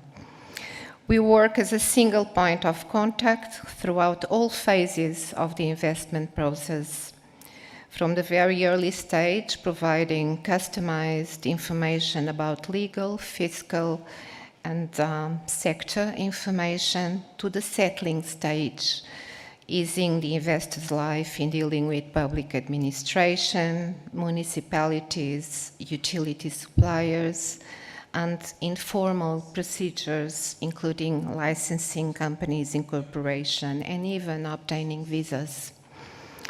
So I'm very pleased to reiterate what the Portuguese Minister for Economy and the Sea announced earlier this morning, that ICEP is very soon opening an office in Riyadh, and this will be working at the Portuguese embassy there. We believe that this will really help to further promote bilateral trade and investment ties. So we trust that really our joint efforts can transform our bilateral relation, can bring trade and investment to a higher level. I think we had excellent contributions here. We have a very good basis to build upon and transform with vision and definitely with ambition.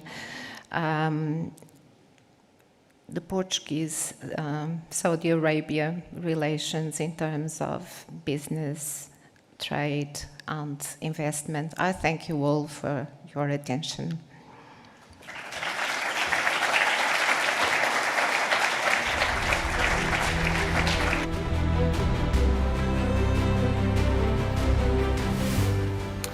Thank you very much, ICEP. Now the last communication, also with closing remarks, by Mr. Badr Al-Badr, Saudi Arabia's Deputy Minister of Investor Outreach, to deliver his closing remarks. Thank you very much.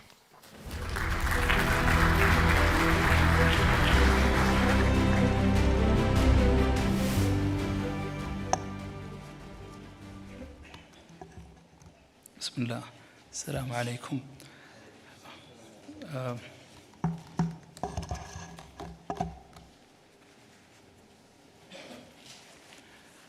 Ms. Cristina Bucarino, a member of the board of ICEP,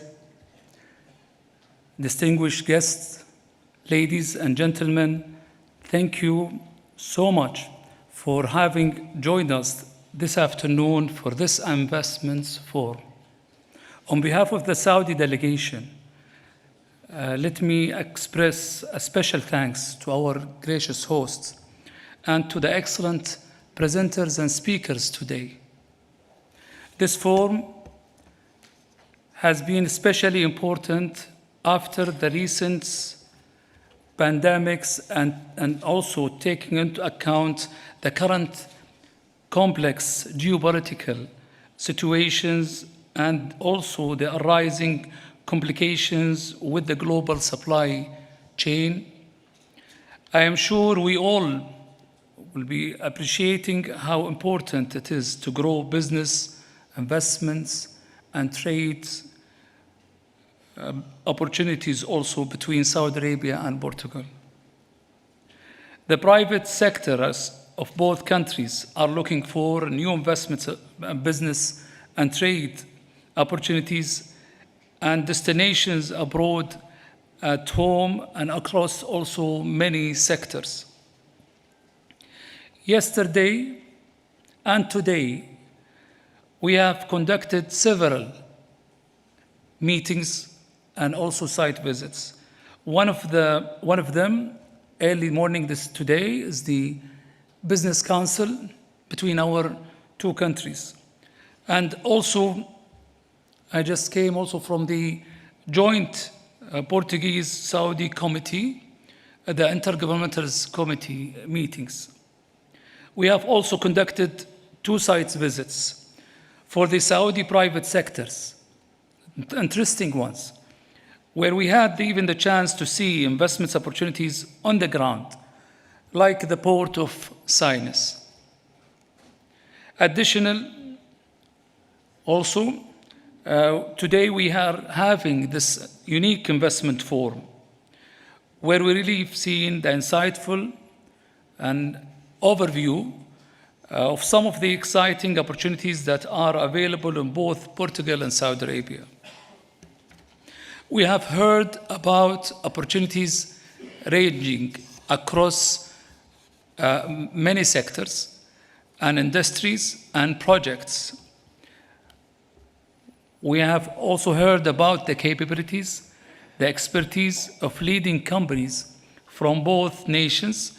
Together also, they make a powerful mix of opportunities and also capabilities. Importantly, we have also heard about the framework and conditions for doing business and investing in each other countries, and the support provided by the Saudi and Portugal governments to make the opportunities actionable. We, as a governments, we facilitate, pave the road, and simplify the decision-making for the businesses between the two countries. Also, we witnessed 7 MOUs and agreements. B2B represents significant steps towards closer cooperations and will undoubtedly contribute to the growth and prosperities of our nations. These agreements reflects the commitments of our respective businesses, communities, to build enduring partnership and exploring a new horizon of mutual benefits. As you have heard from some of today's presentation, Saudi fully opened and supporter of open doors for opportunities and access between our markets. We have also developed this more open approach as part of our dynamic transformation journey, created within the framework of what we called Vision 2030. You've seen a presentation about Invest Saudi today, so I'm not going to be going deep dive on this, but I will just mention some of it. This Vision 2030 launched 6 years ago and driven under the guidance and leadership of His Royal Highness Prince Mohammed bin Salman, the Crown Prince and Prime Minister. It is the most significant transformations in the history of modern Saudi Arabia. And it's one of the main reasons why we are all here today, because of Vision 2030. There now exist private sector's investments, opportunities in the kingdom of more than $3.2 trillion, which translates into major opportunities of cooperations between also us.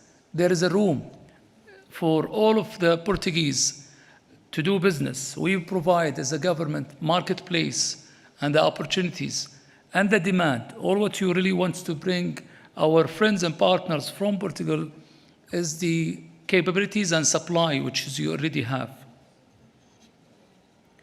The scope of the Vision 2030 reforms is wide-ranging, and we were only able to touch on some aspects today. It includes the privatizations of many states' assets and the opening up of a supply chain of productions, of services, and of sales, and of investment opportunities to a 100% foreign ownership across almost nearly all sectors in the economy. In short, we are now offering Portugal companies, as I mentioned, a unique ground floor, opportunities to embed yourselves into a G20 economy that we were growing at a basis of 4% for the last 25 years. Last year, we were the fastest growing economy among the G20.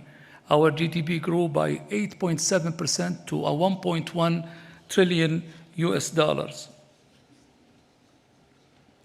One of the missions of the Saudi Ministry of Investment, MISA, is to develop and execute the 3.2 trillion US dollar plan of Vision 2030. In that role, we focus on assisting investors, local and foreign investors, to do business together, be it in Portugal or in Saudi. Myself and also the entire MISA team are here to assist you and understand and make sure that understand the rewards and support services, facilitations, and investors' journey available to you in Saudi. I am happy to report also that we have more than 70 B2B meetings and B2G as well planned for today. We are here to help you to find new opportunities in Saudi and in Portugal. So after the closing, today we have even, as I mentioned, planned and organized 70 meetings. We're looking for more. We will be there, and also Saudi companies are there to meet with their prospect partners in Portugal. So please use this networking sessions following these events to meet with your Saudi business counterparts and to talk to also with them and also with myself. I will be available and the whole MISA team. I would like to express my gratitude to our partner ASIP, who played a crucial role in making this event successful one. We worked day and night. I remember even during weekend, we had even couple virtual meetings with ASIP. Also, I especially would like to thank Mr. Bruno Lopez from ASIP for his dedications and hard work day and night, and even during, as I mentioned, weekends. Also, a special thanks to His Excellency Antonio Silva, the Minister of Economy and Maritime Affairs of Portugal, and His Excellency Faisal Ibrahim, Minister of Economy and Planning of Saudi Arabia, the co-chair of Intergovernmental Committee meetings, who gave us that chance to also to conduct that and organize that investment forum alongside the Intergovernmental Committee meetings. In addition, special thanks to the ambassadors, Portuguese ambassadors in Riyadh, and His Royal Highness Prince Saud bin Abdul Mohsen, the Saudi ambassadors to Portugal. Your Excellencies, ladies and gentlemen, thank you all for your attentions, and we look forward to meeting you shortly, and the most important word, to follow up together with ASIP and what's really we have achieved today, and to even to capture the best out of the, let's say, initiatives coming to us. Plus, last but not least, also the opportunities that arise in the near future between us, that we are working with the ASIP, with the government of Portugal, to sign MOU in investments, direct investment promotion. And this is very important, even for all of the investors, to pave the road for them. So we're in the final stages even to really sign this direct investments promotion MOU between the two countries. Thank you all, and looking forward to even meet each one of you in person. Thank you.